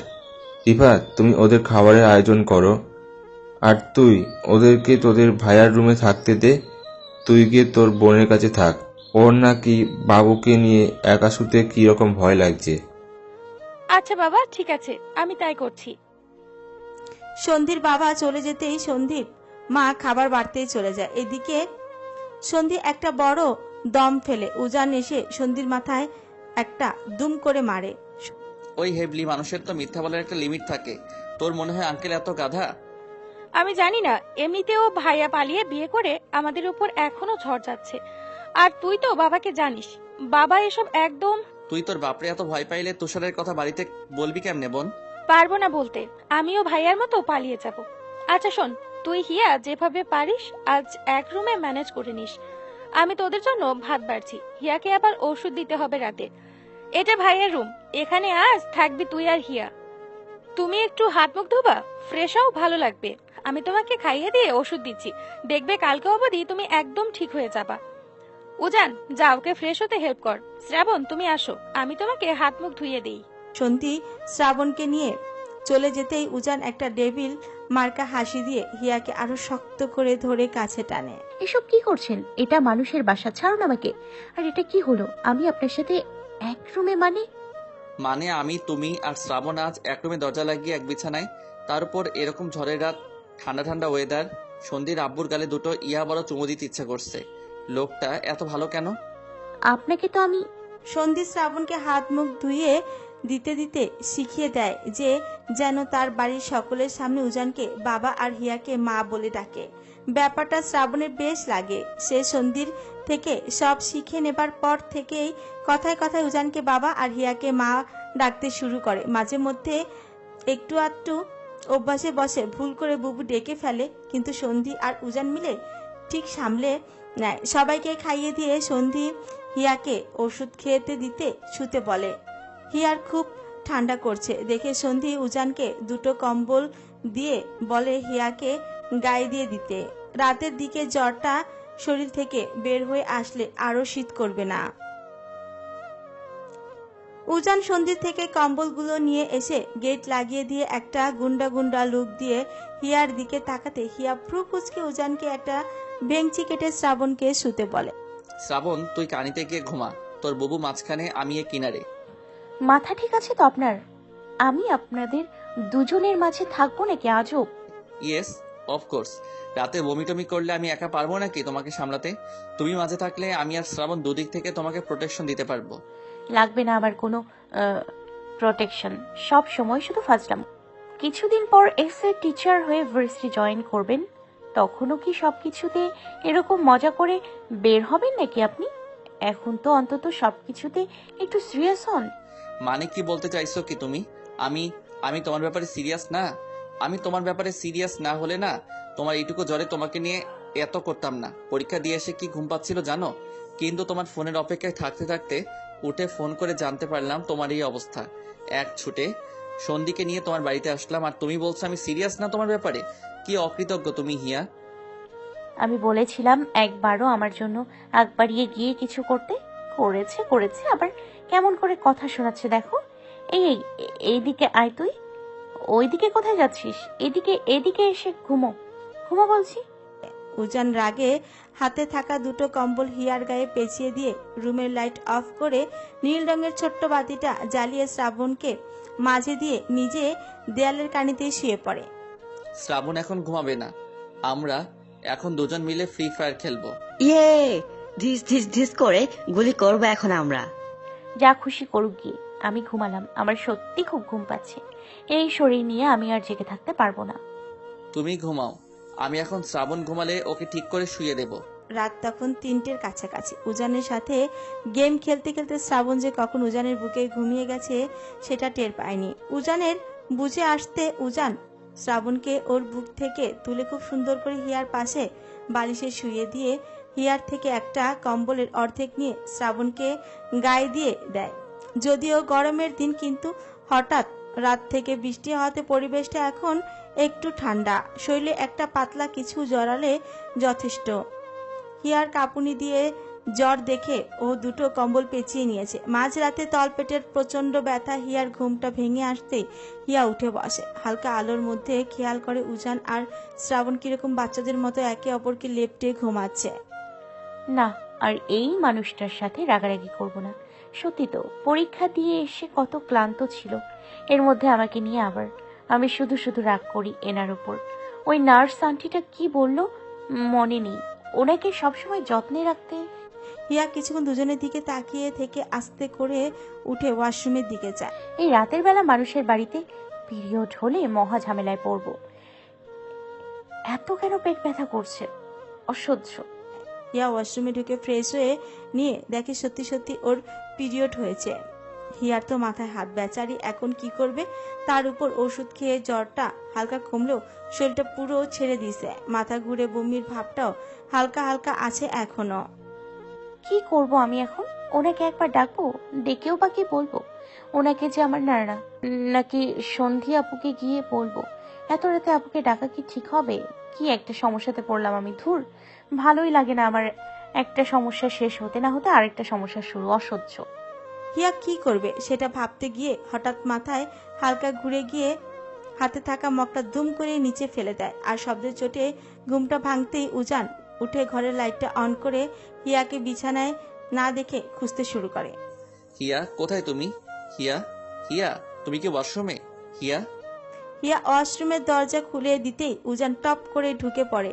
হিয়ার কিছু হয়েছে কিনা, হিয়া আবার পড়ে গিয়ে কোথাও ব্যথা পেয়েছে কিনা সব খুঁটিয়ে খুঁটিয়ে দেখতে থাকে। কি পড়া শব্দ হলো? তুমি পড়ে যাওনি তো? কোথাও লাগেনি তো তোমার? না, ওই পানি ভর্তি মগটা হাত থেকে। আপনি শুধু শুধু উঠে আসলেন, যান গিয়ে শুয়ে পড়ুন, আমি আসছি। না, চলো একসাথে যাই। আরে আমার কাজ আছে, আপনি যান আগে। আচ্ছা শুনুন না, উঠেছেন যখন তখন একটু কষ্ট করে সন্ধি আপুকে একটু ডেকে দিন না, আমার খুব দরকার। সন্ধিকে এই রাতে আবার কিসের দরকার তোমার? কি লাগবে বলো আমাকে, আমি করে দিচ্ছি। কিছু করতে হবে না, আপনি শুধু গিয়ে বলুন, আমি ডাকছি। কি সমস্যা আমাকে বললেই তো হচ্ছে। শুধু শুধু মাঝরাতে ওকে বিরক্ত করে কি লাভ? আপনি বড্ড বেশি কথা বলেন। যান, আপনাকে ডাকতে হবে না, আপনি শুতে যান। এক সেকেন্ড, তোমার কি পিরিয়ড হয়েছে? হ্যাঁ মানে না মানে। এই জন্য সন্ধিকে ডাকছো? হুম। ওর জন্য শ্রাবণ তখন থেকে বলছিল বুবুর পেটে ব্যথা, তা সেটা আমাকে বললেই তো হতো।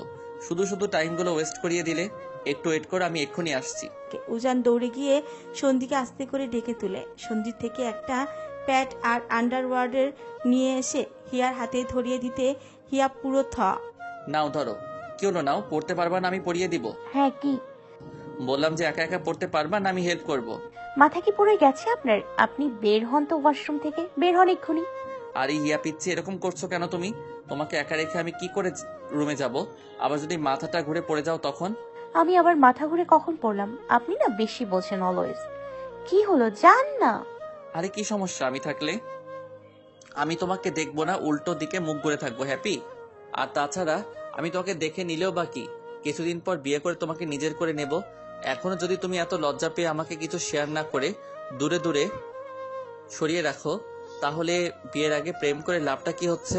কত কি বলে দেন আপনি এক লাইনে। আপনার মধ্যে লজ্জা শরম নাই থাকতে পারে, কিন্তু আমার মাঝে আছে। আপনি কি যাবেন এখন আমার সামনে থেকে? ভাত আর ঔষধ খেয়ে যেটুকু শক্তি এসেছিল শরীরে, সেটাও আপনার সাথে কথা বলে ফুরিয়ে গেল। বলতে বলতে হিয়া এবার বাচ্চাদের মতো কেঁদে ফেলে। আমার কিছু ভালো লাগছে না, আমার শরীর খারাপ লাগছে, পেটে ব্যথা করছে, গা কাঁপুনি দিয়ে ঠান্ডা লাগছে। তার উপর আপনি বক বক করছেন, বক বক বক বক করে আমার আরো ইরিটেট করছেন। হিয়া, হিয়া কাম ডাউন। আমি যাচ্ছি রুমে, আমি যাচ্ছি। উজান ওয়াশরুম থেকে বের হয়ে আসতে হিয়া কাঁদতে কাঁদতে দাম করে গেটটা লাগিয়ে দেয়। এই লোকের নিজের কোনো লজ্জা শরম নেই, সাথে আমাকেও নির্লজ্জ বানিয়ে দিচ্ছে দিনে দিনে। কিচ্ছু মুখে আটকায় না এনার, কিচ্ছু না। দেখছি আমার শরীরটা খারাপ। ওয়াশরুম থেকে ফ্রেশ হয়ে এসে হিয়া শুয়ে পড়ে। আর কিছুতেই সে পারছে না, হাত পা তলপেট ব্যথায় পুরো অসাড় হয়ে গেছে। তার উপর জ্বরের কারণে বারবার কাঁপুনি দিয়ে শরীর শিউরে উঠেছে, পেট ভারী লাগছে, মাথাটা ব্যথায় ছিঁড়ে যাচ্ছে। দুটো কম্বল পেঁচিয়ে আরাম মিলছে না যেন। এমন সময় উজান সন্ধির রুম থেকে ওদের রুমে এসে দরজা লাগিয়ে দেয়। উজানের হাতে একটা গরম পানির বোতল আর এক হাতে কিছু গরম সরিষার তেল। উজান গরম পানির বোতলটা হিয়ার পেটের কাছে গুজে দিয়ে হিয়ার পায়ের কাছে গিয়ে বসে, নিজের কোলের উপর হিয়ার পা দুটো রাখে। হিয়া পাখি, দেখি একটু। কি করছেন আপনি? ভাই, আমার কথা বলার শক্তি নেই, প্লিজ আমার পাটা ছাড়ুন। কি করবেন এগুলো? উজান গরম তেলগুলো নিয়ে হিয়ার পায়ের পাতা থেকে শুরু করে আঙ্গুল গোড়ালি সব টেনে টেনে টিপে দিতে থাকে। আমি তো সব বুঝি না। সন্দীকে গিয়ে বললাম তোমার পেটে ব্যথা দিচ্ছে খুব। ও বললো গরম পানিটা পেটের দিকে চাপা দিয়ে রাখতে আর এই তেলটুকু তোমার পায়ে মালিশ করে দিতে। তোমার আরাম লাগবে না কি এসব করলে? তাই জন্য তো আমি। সন্ধি আপু আর কোনো কাজ পেল না। আচ্ছা হয়েছে, আপনি এবার ঘুমোন, আমার এখন আর ব্যথা করছে না সত্যি। তুমি ঘুমিয়ে গেলে আমি ঘুমিয়ে যাব, তুমি আগে ঘুমাও। না, আপনি আমার পা ছাড়ুন আগে। আপনি না তখন বললেন আপনার ঘুম পাচ্ছে। আচ্ছা, আপনার পরীক্ষা আবার কবে? 4 দিন পর। কেন? না এমনি, আজ তো আমার পেছনেই আপনার সব সময় চলে গেল। কাল থেকে কিন্তু আপনি পড়া ছেড়ে একদম উঠবেন না। সিগারেট খাবার জন্য হলেও নিচে নামবেন না। যখন তুমি আমাকে নিজের ভেবে সব শেয়ার করতে পারবা, ওদিন আমিও তোমার এই বউ বউ টাইপ হুকুম শুনবো, তার আগে না। কি বলতে চাইছেন আপনি? আমি আপনাকে নিজের কেউ ভাবি না? না ভাবো না। এখন কি ঘুমাবা তুমি? দেখো শ্রাবণ কিন্তু নড়ছে, এরপর উঠে গেলে কি হবে? আপনি আসুন তো এদিকে। আমার পা না পেট ব্যথা করছে, মাথা ধরছে। এর চেয়ে চুলগুলো টেনে দিন আমার, আমি ঘুমিয়ে যাই। উজান হিয়ার পাগুলো আরো কিছুক্ষণ টিপে দিয়ে ওঠে, তেলের বাটিটা টেবিলে থুয়ে হাত ধুয়ে আসে, এসে হিয়ার পাশে আলতো করে বসে। হিয়ার মাথার চুলগুলো টানতে শুরু করে। এই তুমি চুল কাটছো হিয়া? হ্যাঁ, মানে নিচের দিকে কিরকম আগাগুলো ফেটে যাচ্ছিল, তাই রিমা আপুকে বলে একটু কেটে নিয়েছি। কেন? এটা একটু কাটা? কতদূর কেটে দিচ্ছে রিমা চুলগুলো? দেখো আগে চুলগুলো কোমরের এই অবধি আসতো, সি এখন এখানে। এটার মধ্যে তফাৎ কি আছে? এখানে পড়া আর এখানে অবধি আসা তো সেম। না সেম না। এরপর থেকে আমার পারমিশন ছাড়া চুল কাটবা না, আমি যেন না দেখি। চুল কাটতেও এখন আপনার পারমিশন নিতে হবে? হ্যাঁ হবে। কত সুন্দর বড় বড় চুলগুলো কেটে কি করছে দেখো, মনে তো হচ্ছে মাথার চুলগুলো সব ছিঁড়ে দেয় ইডিয়েট। লাগে না আমার। আপনি জানতো, যান ওদিকে গিয়ে শুয়ে পড়ুন। আপনার বকবকানি জ্বালায় আমার পেট মাথা দুটোই আরো বেশি ব্যথা হয়ে গেল। কোথায় আমি অসুস্থ মানুষ আমাকে চুপ করে রেখে একটু সেবা করবেন, তা না আপনি উল্টো আমাকে। সরি আর কথা বলবো না, ঘুমাও। উজান হিয়ার মাথাটা বুকের কাছে লেপটে হিয়ার মাথা ঘাড় চুল সব টিপে দিতে থাকে। এই যে শুনছেন, এদিকে জানালাটা একটু দেখে আসুন না। এটা ঠিক করে লাগানোর নেই বুঝি? কেমন বাতাস আসছে। তোমার শীত করছে খুব? হ্যাঁ, খুব জ্বর না, ওই জন্যই কাঁপুনি দিচ্ছে শরীরটা। আচ্ছা, দেখছি আমি। উজান উঠে গিয়ে জানালার দিকে গেলে দেখে এই দিকের ঠাইটা নষ্ট হয়ে একরকম বাতাস আসছে। হিয়া, এদিকে থাইটা মনে হয় একটু নষ্ট, আর এই পাশে আসছে না। আচ্ছা, তাহলে আর কি করার? আপনি এবার শুয়ে পড়ুন। দেখুন 3:30 পার হচ্ছে। আর কখন ঘুমাবেন আপনি? যাই। উজান এসে শুতে যেতেই দেখে শ্রাবণ একদম কানিতে গিয়ে কোলবালিশটা মুড়ে ঘুমে আছে। এখন কি হবে? উজান আলতো করে শ্রাবণকে সরিয়ে দিয়ে মাঝে দিতে গেলে হিয়া থামিয়ে দেয়। কি? আপনি এদিকে মাঝে এসে ঘুমন। আমি কানিতে আছি, আমি মাঝে শুব না। যখন তখন বমি আসলে সমস্যা হবে। আমি মাঝে ঘুমানো আর তুমি ঘুমানো তো সেম হিয়া। আমি জানি, আমি আপনাকে যা বলছি আপনি তাই করুন। ঘুমন মাঝে এসে। উজান একটা নীরব হাসি দিয়ে মাঝে গিয়ে শুয়ে পড়ে। হিয়া একটা কম্বল উজান আর শ্রাবণকে দিয়ে দেয়, আরেকটা নিজে গায়ে দেয়। আর একটা কথা বলবেন না, আমার সত্যি আর বিন্দু মাত্র ক্ষমতা নেই আপনার সাথে রাত জেগে এসব আজগুবি গল্প করার। আমি অসুস্থ, একটু বুঝুন। এই যে শুনছেন, কি করছেন ফোন নিয়ে? ঘুমন নিয়ে এখনো কেন? আমি বললাম না তুমি ঘুমালে আমি ঘুমাবো। ফোনটা রাখুন, রেখে আমাকে একটু জড়িয়ে ধরুন, আমার খুব ঠান্ডা লাগছে। কি? তুমি আমাকে তোমায় জড়িয়ে ধরতে বলছো হিয়া পাখি? দেখুন, আমি মোটেও মজা করার অবস্থায় নেই, আমার সত্যি খুব কষ্ট হচ্ছে। আমি অনেক কষ্টে আপনার সাথে কথাগুলো বলছি। তুমি কি কোনোভাবে বডি হিট মানে আমার শরীরের গরম চাইছো? তাই মনে করলে তাই চাইছি। হিয়ার প্রস্তাবে উজান আহ্লাদে পুরো ভরে খুশিতে লাফিয়ে ওঠে। সে তো চাই সবসময় হিয়াকে নিজের বুকে একদম আষ্টে পিষ্টে জড়িয়ে রাখতে, আর আজকে হিয়া নিজে থেকেই তাকে এই অফার দিচ্ছে। ভাবা যায়? উজান শ্রাবণকে কম্বলটা পেঁচিয়ে দিয়ে ভালো করে মাথা গা ঢেকে বালিশ ঠিক করে দিয়ে শ্রাবণের কপালে একটা স্নেহের পরশ বুলিয়ে দিয়ে বিছানা থেকে উঠে একবার ওয়াশরুমে যায়। ওয়াশরুম থেকে এসে সে হিয়াকে কিছু খাবে নাকি জিজ্ঞেস করে। কিছু খাবা তুমি? আনবো কিছু? বলছি না পেট ব্যথা করছে আমার, এই ব্যথা নিয়ে কিছু খেতে পারবো না আমি এখন। একটুতেই এত রেগে যাও কেন? পানি খাবা? পানি দেবো? আপনি আবার কথা বলছেন?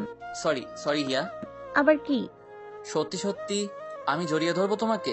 হিয়া এবার রাগে পাশে থাকা একটা কুশন বালিশ উজানের গায়ে ছুঁড়ে মেরে আবারও কান্না শুরু করে দেয়। হ্যাঁ হ্যাঁ, না লাগবে না, লাগবে না জড়িয়ে ধরা। তখন থেকে বলছি আমি অসুস্থ, আমার পেটে ব্যথা করছে, আমার ঘুম পাচ্ছে, তাও উনি আমাকে জাগিয়ে রেখে একটার পর একটা কথা বলে যাচ্ছে। কোথায় আমি শান্তি করে একটু ঘুমাবো তার ব্যবস্থা করবে, তা না করে উল্টো আমার কষ্টটা আরো বাড়িয়ে দিচ্ছে তো দিচ্ছে। আচ্ছা আচ্ছা, চুপ চুপ, শ্রাবণ উঠবে। আমি জড়িয়ে ধরছি তো তোমাকে, এই যার কথা বলছি না, দেখো। চুপ চুপ।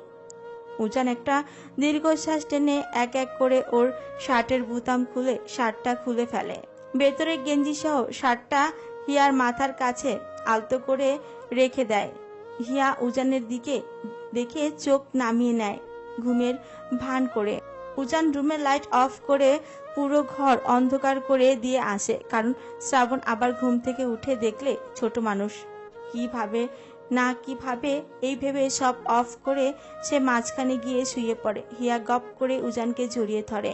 উজানের নিজের সব দিয়ে হিয়াকে পুরো আষ্টে পিষ্টে জড়িয়ে ধরে। হঠাৎ নিজে থেকে এত কাছে আসলে? আবার কথা বলছেন আপনি? আমি আপনাকে বিশ্বাস করি, এটুকু কি আপনার জন্য যথেষ্ট না? উজান একটা হাসি দিয়ে হিয়ার কপালে একটা চুমু এঁকে দিয়ে বলে, হ্যাঁ, তুমি থাকলেই আমার যথেষ্ট। উজান হিয়াকে আবার জড়িয়ে ধরে দু হাতে আগলে। এদিকে জানলা দিয়ে আসা দমকা বাতাস, অন্যদিকে কম্বলের মাঝে গরম উত্তাপ দুজনের মনকে ভরিয়ে তুলতে যথেষ্ট। হিয়া তো তার নিরাপদ আশ্রয়ে বুকে মাথা রেখে নিশ্চিন্তে ঘুমের রাজ্যে হারিয়ে গেল। এদিকে যে হিয়ার কে আজ এত কাছে পেয়ে উজানের ঘুম উধাও হয়ে গেল, এর দায় ঠিক কে নিবে? এখন উজানের তো গরম লাগছে, পিঠ ঘেমে নোনা জলের ছাপ মিলেছে। হিয়া তার বুকের লোমে মুখ গুজে বিরক্তি নিয়ে বারবার নড়ছে। হিয়ার কি বায়নাটা না করলে আজ চলতো না? পরের দিন সবার আগে ঘুম ভাঙে হিয়ার, কারণ খুব সকালবেলা ঘুম থেকে ওঠার অভ্যাস আছে তার। তাই রাতে যত দেরিতে ঘুমাক না কেন, সকালে তার ঘুম ভাঙবে। জানলা দিয়ে সকালে মিষ্টি বাতাসের সাথে মিষ্টি রোদ এসে উকি দিচ্ছে জানলার পর্দা সরিয়ে ঘরের মেঝে।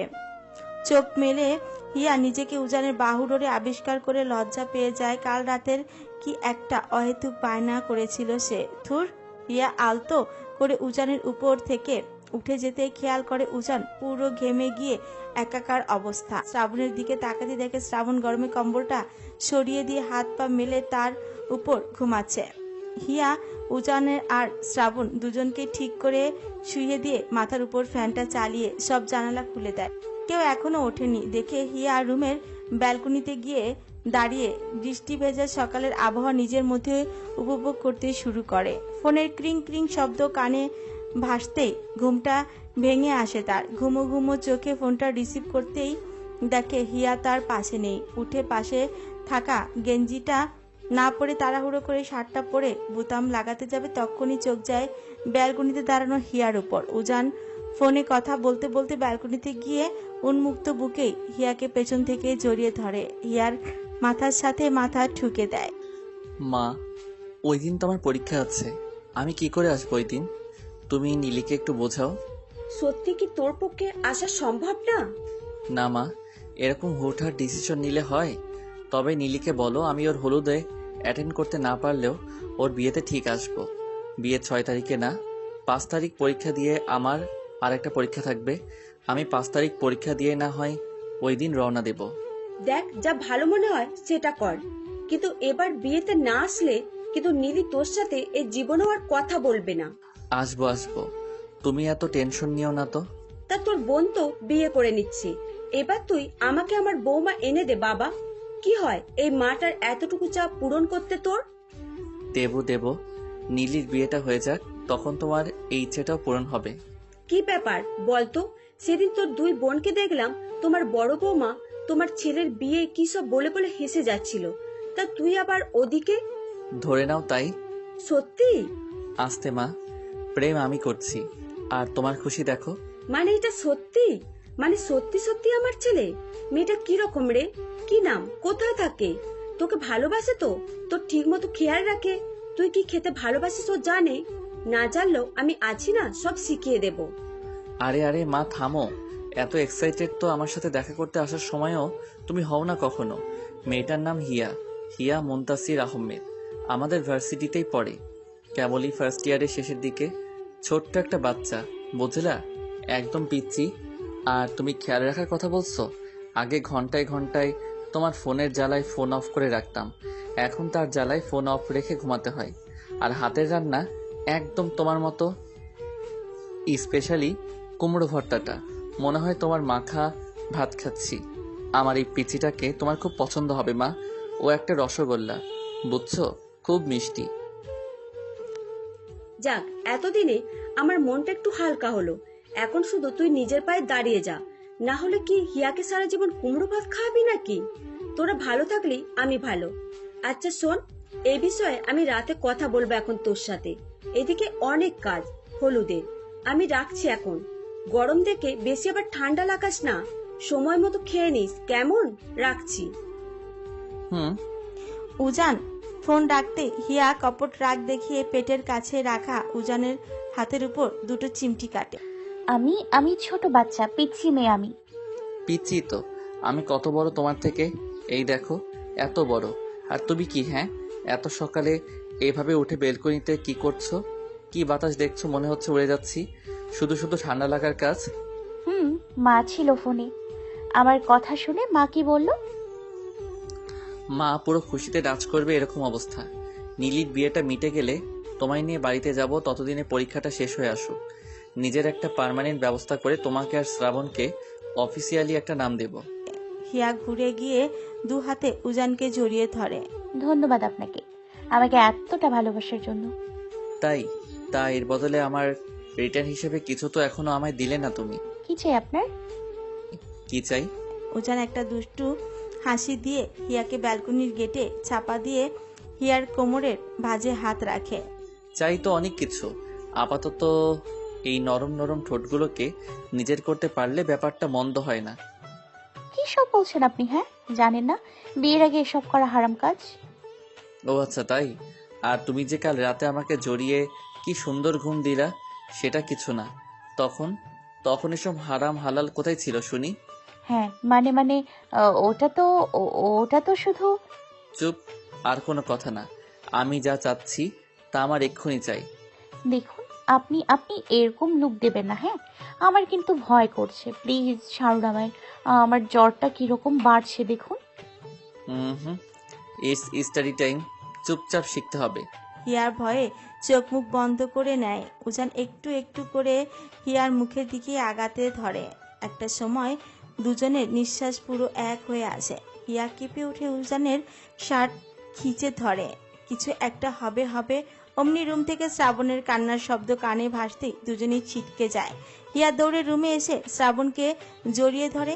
হিয়ার পেছনে আসে উজান। কাঁদতেছিস কেন তুই? এই ছেলে, এই তো বুবু, এই তো কাঁদে না শোনা, আমি আছি, ভালো ভাইয়া আছে। শ্রাবণ কাঁদতে কাঁদতে রাগে হিয়াকে দুটো মারে। কোথায় ছিলি তুই? এটা কার বাড়ি? আমি তোকে না দেখে ভয় পাইছি না? চুপ চুপ, আমি কোথাও যাইনি, আমি তো এখানেই ছিলাম।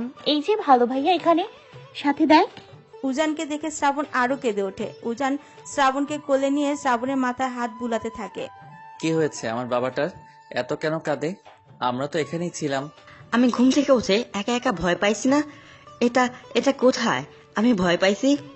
কালকে যে আমরা বুবুকে ডক্টর দেখিয়ে সন্ধিয়াপুর বাড়িতে আসলাম, ভুলে গেলি? এটা তো সন্ধিয়াপুর বাড়ি। তারপর আমরা সারা রাত মজা করে গেম খেললাম। এখন মনে পড়ছে, তখন ভয় পাইছি। হইছে, এখন ঢং করে কান্না থামাও। এবার আসো, মুখ ধুয়ে দিই তোমার। কি চোখ মুখের অবস্থা করলো কান্না করে। আর এই যে আপনি এরকম শার্টের বোতাম খোলা ধুয়ে কেন ঘুরে বেড়াচ্ছেন? যান গিয়ে গেঞ্জিটা পরে নিন, ঠান্ডা লাগার বুদ্ধি। আসছে জ্ঞান দিতে, নিজের শরীর ঠিক করো আগে। লাগে না আমার। সরি। সেদিনটা কোনো রকমের সন্ধির বাবা মাকে বুঝিয়ে দুপুরের দিকে উজান হিয়াকে বাড়িতে ড্রপ করে দিয়ে নিজের বাড়িতে ফিরে। শুরু হয় আবার সেই পরীক্ষার পড়ার পাশাপাশি হিয়ার প্যারা। সব মিলিয়ে পরীক্ষাগুলো সুন্দর মতোই মিটিয়ে আর দুটো পরীক্ষা এখনো বাকি। কাল হয়ে কিছুদিন বাদে আরো একটা। রাত 2টো বাজছে, কখন ঘুমাবেন আর কখন উঠবেন আপনি শুনি? এই জন্য আগে থেকে এই আমার পেছনে অহেতুক পড়ে না থেকে পড়াশোনাটা করলে আজ এত কষ্ট হতো না। আমি সেই 6টা থেকে পড়তে বসে এই এখন নিয়ে উঠলাম। হিয়া, একটু তো মায়া দয়া করো। কোথায় একটু সুন্দর করে কথা বলে আমাকে ঘুম পাড়িয়ে দিবে, তা না করে তুমি কি করছো? আমি আপনার মতো এত সুন্দর করে কথা বলতে পারি না। ডিনার শেষ করেছেন না?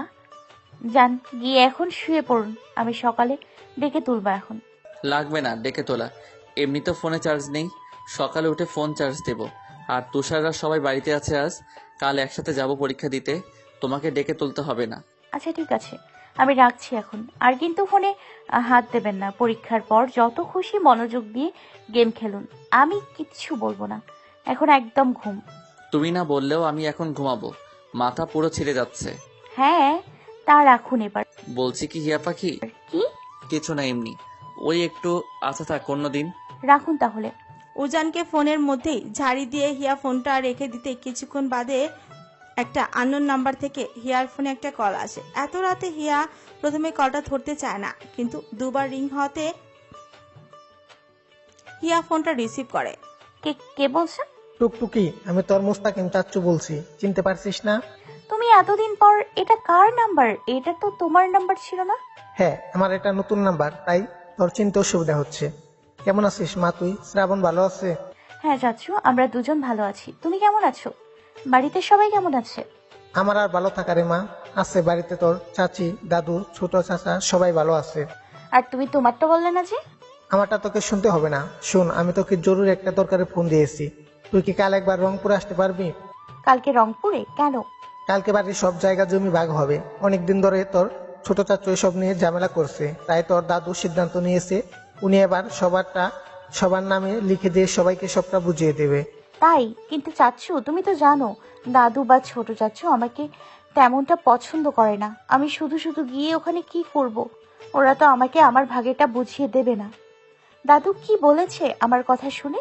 ওনার কিছু বলার মুখ আছে নাকি? উনি বলেছে কাল যদি তুই এসে সবার সাথে মিটিং এ বসে আলাপ আলোচনা করে নিজের যেটুকু পাওনা আছে সেটা নিয়ে যেতে পারিস, সেখানে তো আর ওনার কিছু করার নেই।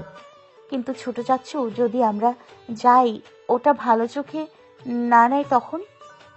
শোন হিয়া, তুই আগে ছোট ছিলি বলে ওরা কিন্তু সুযোগটা পেয়েছিল, কিন্তু এখন তুই এটার যথেষ্ট বুঝিস। তুই যদি পুলিশ নিয়ে বাড়িতে আসিস, তোর মনে হয় ওদের কিছু করার মুরাদ থাকবে? কালকেই যেতে হবে? হ্যাঁ, কালকে। কালকে না হলে পরশু তো হবেই। আর এমনও হতে পারে হয়তো জমি নিলামে উঠবে, যত টাকাতে বিক্রি করা হবে ওটা সবার মাঝে ভাগ হয়ে যাবে। তাহলে তুই কেন এত ভাবছিস?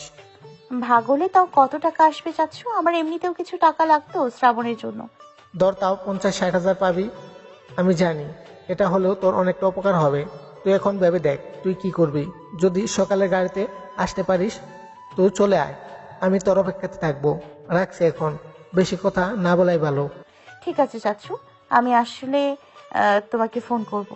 চাচুর কথা শুনে হিয়া এখন কি করবে তাই ভাবতে থাকে। সে কি যাবে তার দাদু বাড়ি না যাবে না? সারা রাত দুরকম চিন্তা করে কাটিয়ে হিয়া সিদ্ধান্ত নেয় সে দাদু বাড়ি যাবে। যদি কিছু টাকা আসে তাও তো অনেক।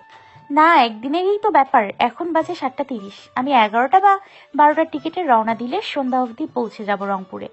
তারপর কি সিদ্ধান্ত হয় সেটা শুনে না হয় কাল আবার ব্যাক করলাম।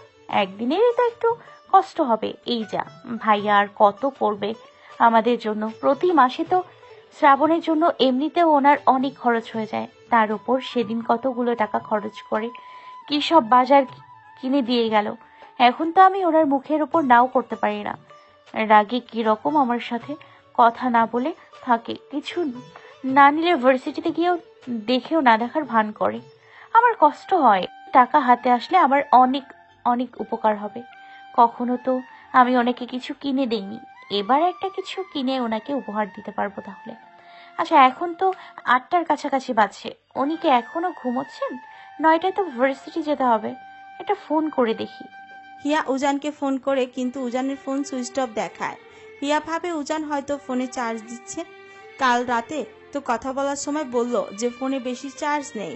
হিয়া ফোন ধুয়েই সব গুছিয়ে শ্রাবণকে তুলে খেতে মিলতে তখন 9:30 হয়ে আসে।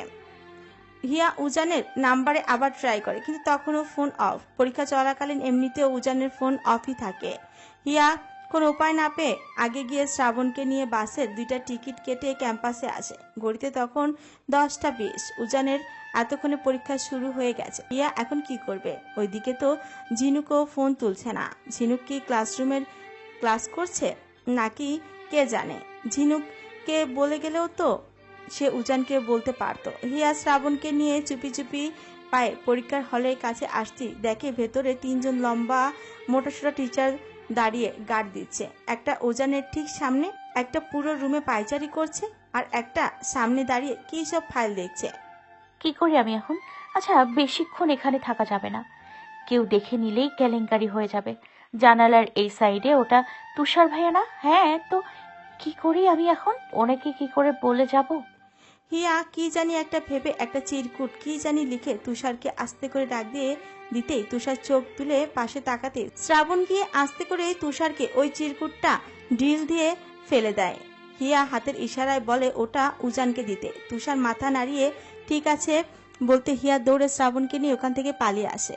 11:30টার কাছাকাছি বাস রওনা দেয়। মহাখালী পার হয়ে টাঙ্গাইলের মাথাতে আসার সময় হিয়ার হুঁশ ফিরে। হিয়া উঠে তড়িঘড়ি করে ওর ফোনটা ব্যাগ থেকে বের করে। আমি তো গাধা। আমি তো ওনাকে একটা টেক্সট করেও বলতে পারি যে আমি সত্যি উনি ঠিকই বলে। আমার মাথায় সত্যি যদি কিছু থেকে থাকে তখন আমি আন্দাজি তুষার ভাইয়ার লাইব্রেরির মামাকে বিরক্ত করলাম। নির্ঘাত আজও ঘুম থেকে উঠে কিছু না খেয়ে পরীক্ষা দিতে এসছে। না হলে কি একবারও ফোন খুলে আমাকে উনি ফোন না করে? পরীক্ষা দিয়েই খাবারের জন্য আজও চেঁচামেচি করবে আমি শিওর। না, আগে একটা ওনাকে টেক্সট দিয়ে রাখি, তাহলে আর উনি আমাকে নিয়ে এত টেনশন করবেন না। হিয়ার ফোনটা নিয়ে টেক্সট করতে যাবে অমনি পাশ থেকে একদল ছিনতাইকারী জানলা ভেদ করে হিয়ার ব্যাগ সহ ফোনটা নিয়ে একটানে বেরিয়ে যায়। ঘটনাটা হিয়ার বুঝে আসতে হিয়া চিৎকার করে উঠে চেঁচামেচি শুরু করে, কিন্তু এতে লাভের লাভ আর কিছু হয় না। আমি এখন এই ফোন ছাড়া কি করে? আমার ব্যাগে তো আবার বাকি যেটুকু টাকা ছিল তার পুরোটাই। আমার যে কারোর নাম্বার মনে নেই। এখন এই ফোন ছাড়া আমি কিভাবে চাচুর সাথে দেখা করব? ওনার নাম্বারও যে আমার কাছে নেই আর মনেও নেই। কেন সব সময় আমার সাথে এরকম হতে হয়? কেন ওইদিকে উনিও তো পরীক্ষা দিয়ে এসে আমার সাথে কথা বলতে চাইবে? আমি এখন কি দিয়ে ওনার সাথে? লাইব্রেরির মামা কি বইটা ওনার হাতে দিতে পেরেছে?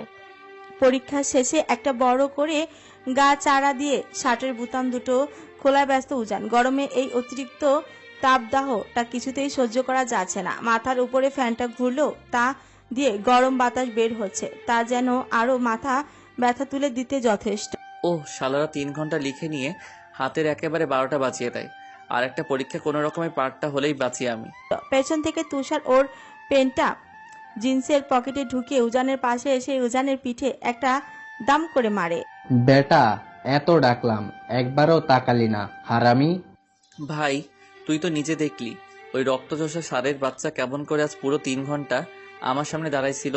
মনে তো চাচ্ছিল বেটা সব চুলে পেট্রোল ঢেলে আগুন লাগাই দেই। রূপম এসে উজানের দিকে একটা 7 আপ এগিয়ে দিয়ে, তোমার সামনে স্যার থাকুক আর তোমার পাশেই, তোমার পরীক্ষা যে অলওয়েজ দুর্দান্ত হয় তা আমাদের কারোর জানতে বাকি নেই। তাও আবার এবারের পরীক্ষা ভাবি যে হারে গাইড দিয়েছে না, ভাই রে ভাই, বেটার পরীক্ষা এমনিতেও ভালো হবে। গাইড না চাই, প্যারা বল প্যারা। স্যার হয়ে ব্যাক করবা তুমি, আর ভাবের এটুকু প্যারা সহ্য করতে পারবা না? ও হ্যাঁ, কথায় কথায় মনে আসলো, পরীক্ষা চলাকালীন হিয়া একবার এসেছিল এ রুমে না, জানালার পাশে। হিয়া জানালার পাশে এসেছিল মানে? হ্যাঁ, তোকে মনে হয় খুঁজছিল, ইশারায় ডাকবার ট্রাই করছিল, কিন্তু তুই পেছনে ফিরলি না, তাই ওই আমাকে ডেকে এই চিরকুটটা ঢিল দিল। কিসের চিরকুট? দে দেখি। সাব্বির উজানকে চিরকুটটা দিলে উজান ওটা খুলে দেখে, ওখানে লেখা আছে লাইব্রেরির মামা। লাইব্রেরির মামা? এটা আবার কিরকম সাইন? তুমি যে গাধা, বুঝবা কি? হিয়া হয়তো লাইব্রেরি মামার কাছে কিছু রাখছে, ওজন্য হয়তো বলছে, গিয়ে একবার মামার সাথে কথা বললেই তো হয়। ওর তো জরুরি কিছু নয় তো আবার? অবশ্য জরুরি কিছু হলে তো। আচ্ছা, আমি গিয়ে দেখে আসছি, তোরা যাবি? তুই যা ভাই, গরমে আজ শরীর পুরো শেষ, আমি বাড়ি গিয়ে যে কখন খাবো। Same bro. আচ্ছা যা তাহলে, তোরা রাতে টিএসসিতে আসিস, দেখা হবে এখন। সবাই চলে যেতেই উজান লাইব্রেরি মামার কাছে আসে।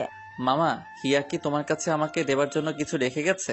শাহরিয়ার বাবা, আমাকে তো হিয়ামা তোমাকে একটা বই দেওয়ার জন্য বলে গিয়েছিল, কিন্তু বাবা আসলে বইটা তোমাদের সুমন স্যার আমার হাতে দেখে বলল ওনার লাগবে। আমি বললাম হিয়ামা তোমাকে দেবার জন্য আমাকে রাখতে দিয়েছে, তো উনি তো আবার হিয়ামাকে চেনে না, তবে তোমাকে চেনে। উনি বলল বইটা নাকি উনি তোমাকে দিয়েছিল, তাই বলল তুমি কিছু বললে বা বইটা নিতে আসলে আমি যেন তোমাকে বলি স্যার ওনার বইটা নিয়ে গেছে। বইটা ফেরত দেওয়ার জন্য এত কাহিনী? আমি ভাবলাম কি না কি খাবার টাবার রাখতে দিয়ে গেছে হয়তো। আচ্ছা মামা, সমস্যা নেই, এমনিতেও আমার আর ওই বইটা লাগতো না। আচ্ছা আসি আমি তাহলে, পরীক্ষা দিয়ে শরীর আজকে পুরো ঝরে যাচ্ছে। আর তো একটা পরীক্ষা তোমাদের, তারপর তো চলেই যাবা বাবা। ফিরবা কি আর কখনো এই ভার্সিটি, এই ক্যাম্পাস আর এই লাইব্রেরির বইয়ের মাঝে? ফিরবো মামা, শীঘ্রই ফিরবো। উজান মামার থেকে বিদায় নিয়ে পার্কিং এরিয়াতে এসে ওর বাইকটা নিয়ে স্টার্ট দিতে গিয়ে ওর ফোনটা খুঁজতে শুরু করে হিয়াকে ফোন করবে বলে। ড্যাম, ফোনটা চার্জে দিয়ে চলে এসেছি আজকেও। ইয়া তো এতক্ষণে বোধ হয় 100টা ফোন দিয়ে শেষ করে দিয়েছে। ভাবতো এমন দেখায় পরীক্ষা আমার না, পরীক্ষাটা ওনার। বিকেল তখন 4টে। একটু আগেই বাস এখন ফুড ভিলেজ পার হয়ে সিরাজগঞ্জের মাঝামাঝি। গাড়ি আজ দ্রুতই এগিয়ে এসেছে। টাঙ্গাইলের এলেঙ্গার কাছে সচরাচর যেই জ্যামটা পাওয়া যায় তার তিল পরিমাণ জ্যামও আজ ছিল না বললেই চলে। হিয়া সেই সকাল থেকে এখন অবধি বাসের জানলার কাছে মাথা হেলিয়ে বাইরে তাকিয়ে আছে তো আছে। শ্রাবণ দুবার বমি করে ক্লান্ত শরীরে এলিয়ে দিয়েছে তার বুবুর শরীরের উপর। হিয়ার চিন্তা শুধু একটাই, কি করে এখন সে সবার সাথে যোগাযোগ করবে। শ্রাবণের ব্যাগে যেটুকু খুচরো টাকা আছে সেটা দিয়ে তো বাস স্ট্যান্ড থেকে নেমে চাচুর বাড়ি যেতেই সব শেষ হয়ে যাবে। বাস থেকে নেমে যাও বা একটা ফোন কেনা যেত, সেই টাকাটাও যে আজ তার কাছে নেই। আজ কতদিন বাদে দাদু বাড়িতে যাচ্ছি। চাচুর ছেলেটাও বুঝি এখন স্কুলে যেতে শুরু করেছে। চাচিকে আমার যাওয়াটা স্বাভাবিকভাবে নেবে? আমি তো জাস্ট একটা দিনেই গিয়ে থাকবো, কালকে দুপুরে বা বিকেলের মধ্যে টাকাটা পেয়ে গেলেই না হয় রাতের গাড়িতে আবার ঢাকা ব্যাক করব। কিন্তু কাল গিয়ে সকালে আমাকে দুটো কাজ করতে হবে। এক তো চাচ্চুকে বলে যদি 1000 টাকা একটা ফোন নিয়ে সিমটা তুলতে পারি খুব ভালো হবে। ভাইয়ার নাম্বারটা আমার মনে না থাক, কিন্তু উনি যে আমাকে ফোনে না পেয়ে কল করতেই থাকবে আমি জানি। আর দ্বিতীয়ত কাল একবার শ্রাবণকে নিয়ে বাবা মার কবরটা জিয়ারত করে আসব। সেই যে ঢাকায় আসার পর একবারও তো কখনো তাদের দেখতে যায়নি। কাল সকালে একবার গিয়ে আর ফোনটাও না হয় একবারে কিনে আনবো। জানি না সন্ধ্যের আগে দাদুবাড়ি গিয়ে পৌঁছতে পারবো কিনা। রাতের দিকে শ্রাবণকে নিয়ে কি করি আমি, ওদিকে মানুষটা যে কি রকম পরীক্ষা দিল আজ সেটাও জানতে পারলাম না। মামা কি বইটা দিয়েছিল ওনার হাতে? বইটা না পেলে, ফোনে আমাকে না পেলে উনি তো পুরো পাগল হয়ে যাবে। এই মেয়েটার নাম্বারটাও আবার অফ কেন? 5-6 বার মিসড কল অ্যালার্ট হয়ে আছে দেখছি। কি করছে ওদিকে কে জানে। কয়টা বাজে এখন? 5টা। ও এই সময় তো গুনগুনকে পড়ায়। ও নির্ঘাত ফোনে চার্জ নেই, কেয়ারলেস একটা। ফোনটা বিছানায় ছুঁড়ে দিয়ে ফ্রেশ হয়ে এসে ক্ষুধার চোটে পুরো বাড়ি উলটপালট করতে শুরু করে উজান। ফ্রিজ থেকে হিয়ার কালকে রান্না করা বিরিয়ানিটা বের করে ওভেনে চটপট গরম করে গপগপ করে খেতে শুরু করে। এক হাতে খাচ্ছে তো আরেক হাতে ননস্টপ হিয়ার নাম্বারে কল করছে। সমস্যা কি এই মেয়ের? এরকম হুটহাট কে ফোন অফ করে রাখে? ফোনে চার্জ নেই তো স্টুডেন্টের বাড়িতে কি চার্জার নেই? একটু 10 মিনিট চার্জটা দিয়ে নিলেই তো হয়ে যায়। আজব। অবশ্য চার্জার থাকলেও মাথায় বুদ্ধিটা তো থাকা লাগবে। ফোনটা অন করো না পিচ্ছি। আজ সারাদিনে একবারও তোমার কণ্ঠটা শুনিনি। রাত 8টা। শ্রাবণ, শ্রাবণ, এই ছেলে। শ্রাবণ ওঠো সোনা, আমরা এসে গেছি রংপুরে, ওঠো না। বুবু কোলে নেই, আমার মাথা ঘুরছে, ক্ষুধা লাগছে। আচ্ছা নিচ্ছি, তুমি একটু কষ্ট করে নিচে নামো আগে, আমি নেমে নিচ্ছি তোমাকে কোলে। হিয়া শ্রাবণকে নিয়ে নিচে নেমে একটা বিস্কুট কিনে খেতে দেয়। এই বিস্কুট দেখেই শ্রাবণের মনটা খারাপ হয়ে আসে। কোথায় তার পেছে ভাতের ক্ষুধা আর কোথায় তার বুবু তাকে এনে দিচ্ছে বিস্কুট। ছোট থেকেই এই 10 টাকার এনার্জি প্লাস বিস্কুট খেতে খেতে শ্রাবণ ত্যাক্ত। মামা যাবার? রহমান কাউন্সিলরের বাড়ির সামনে যে গলিটা যায় তার ভেতর দিকে। কাউন্সিলরের বাড়ির সামনে তো অনেক গলি যায়, তুমি কোন গলি যাবা? আচ্ছা তুমি চলো, আমি দেখিয়ে দিচ্ছি। রিস্কা থেকে এসে কাউন্সিলরের বাড়ির সামনে, কিন্তু বাড়ির সামনে নামতেই হিয়া গুগলি খেয়ে যায়। 3 বছর আগের এই জায়গা আর এখনকার এই জায়গা পুরো আকাশ পাতাল তফাৎ। ফাঁকা মাঠটা উঁচু উঁচু বিল্ডিং দিয়ে ভরে গেছে। এক বাড়ির সাথে আরেক বাড়ির কিঞ্চিত পরিমাণ ফাঁকা জায়গা নেই যেন। পিচ ঢালা রাস্তা, দুপাশে ল্যাম্প পোস্টের, মোড়ের মাথায় রং বেরঙের বাহারি দোকান, কোনোটা মুদি, কোনোটা পার্লার, কোনোটা বা বাড়ির সাথে লাগানো শোরুম। শ্রাবণ, এটা আমরা কোথায় আসলাম?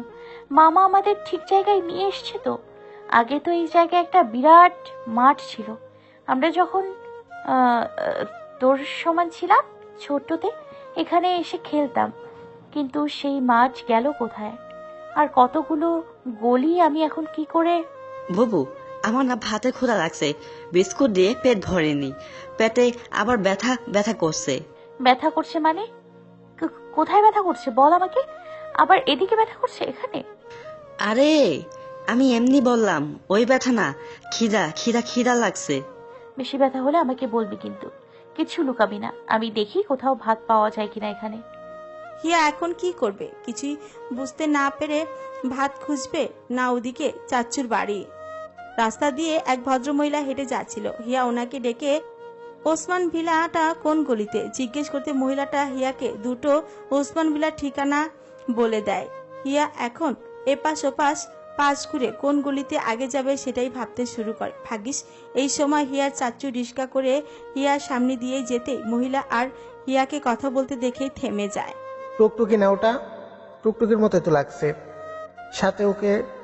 সাথে কি ওটা? শ্রাবণ? ভাইয়ের ছেলেটা তো বড় হয়ে গেছে।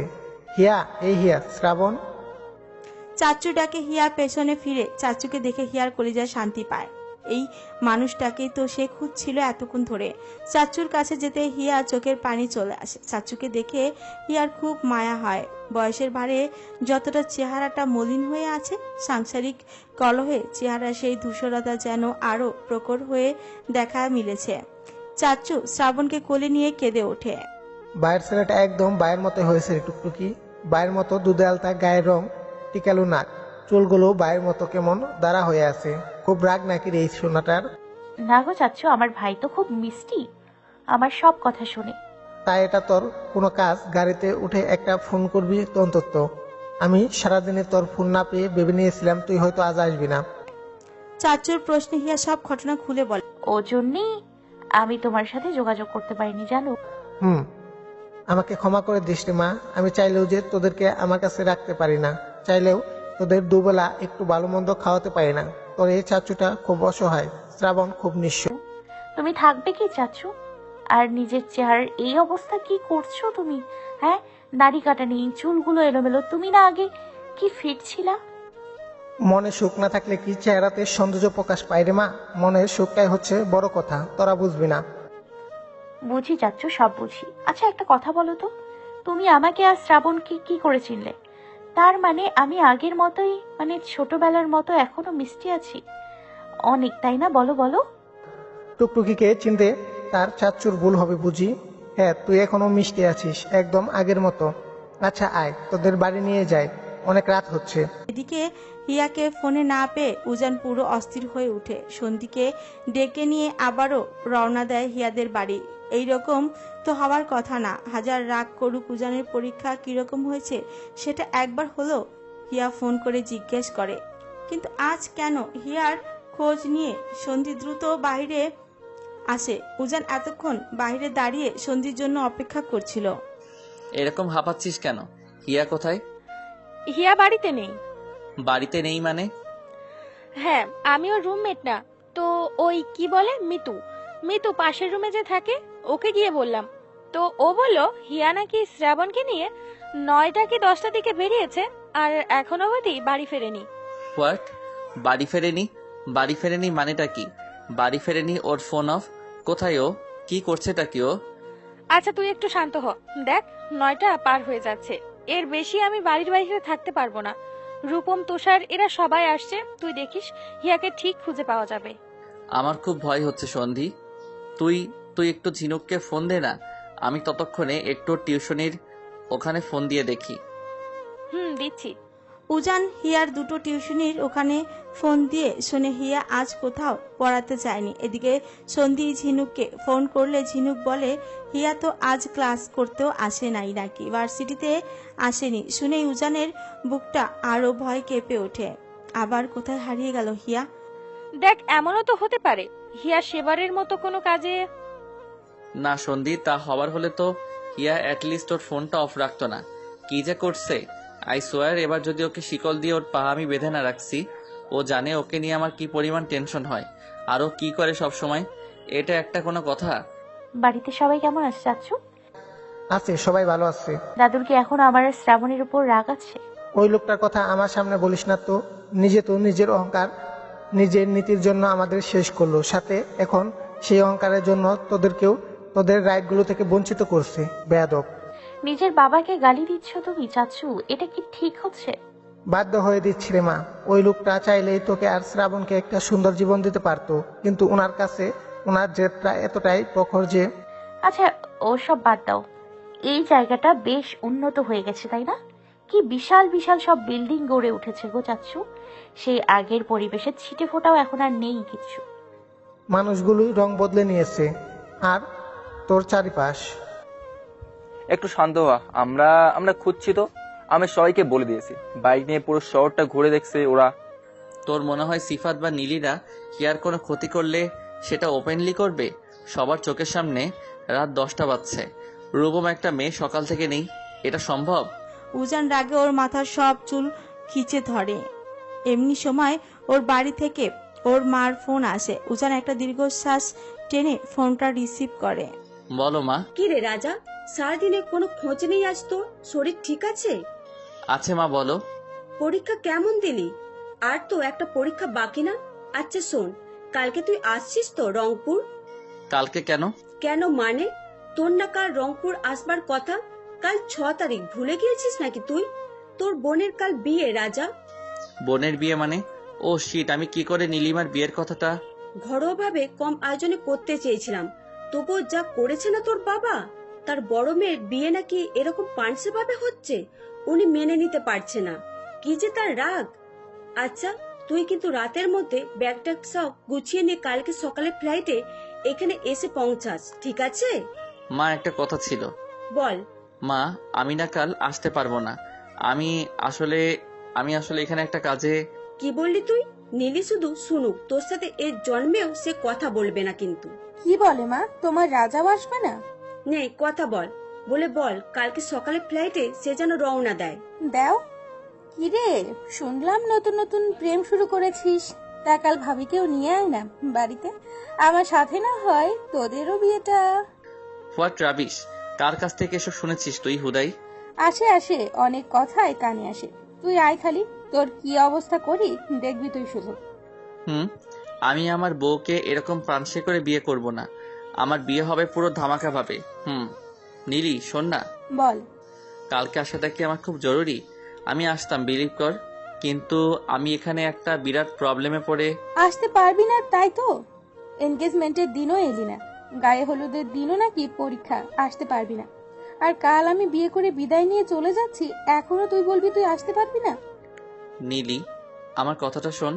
এমনিতে বিয়েটা হচ্ছিল না বলে কত জনের কত কথা, আর কাল যখন, থাক, আসতে হবে না তোকে। তুই তোর সমস্যাগুলোই নিয়ে থাক, আমরা কে? শোন হিয়া, জমি বিক্রির টাকা হয়তো এখনোই না পেতে পারিস, ওটার অনেক ঝামেলা আছে, কাগজপত্র তৈরি, খাজনা খারিজ, অনেক ব্যাপার। তবে কাল একটা মিটিং বসবে, ওরা কিন্তু তোকে আর শ্রাবণকে এক ঘরে করে দিতে চেষ্টা করবে, কিন্তু তোকে স্ট্রং থাকতে হবে। কত দামে জমি যাবে, কার বাগে কত পড়বে, ওরা হয়তো তোকে কম দিতে চাইবে, কিন্তু তুই কথা তুলবি এ ব্যাপারে। বলবি শ্রাবণ ছেলে হিসেবে এখানে সবার মতো শ্রাবণেরও পুরো পাওনা আছে। তুমি একটু আমার সাথে থাকো চাচ্ছু। আমি তো থাকবোই, কিন্তু সবার সামনে হয়তো বেশি কথা বলতে পারবো না, তোকে উপস্থিত বুদ্ধি দিয়ে কথা বলতে হবে। আর ফসলের টাকা কিন্তু তুই 2 বছর থেকে পাসনি, তোকে দেওয়া হয়নি, এবার টাকাটা তুই নিজে চেয়ে নিবি। বলবি 10,000-এর একটা টাকাও কম নিবি না তুই। বুঝলাম চাচ্ছু, একটা কথা ছিল, বলছি কি তুমি আমাকে 1000 টাকা দিতে পারবা? আমার ওই একটা ফোন লাগবে, আমি তোমাকে ফসলের টাকাটা পেয়েই দিয়ে দিব, কিন্তু ফোনটা কিনে সিমটা লাগানো খুব জরুরি আমার। খুব বড় হয়ে গেছিস না, চাচুকে টাকা ফেরত দিতে চাইছিস? দেবো কিনে উনি তুই ভাবিস না। চাচ্ছু, আর একটা কথা, বাড়ি গিয়ে কি একটু ভাত জোগাড় করে দিতে পারবা? শ্রাবণের না খুব খিদে পেয়েছে, আমাকে বললো তখন, আমি তো হোটেল বা কিছু খুঁজে পেলাম না। আর তোর খিদে পাইনি? আমার খিদে পায় না চাচ্ছু।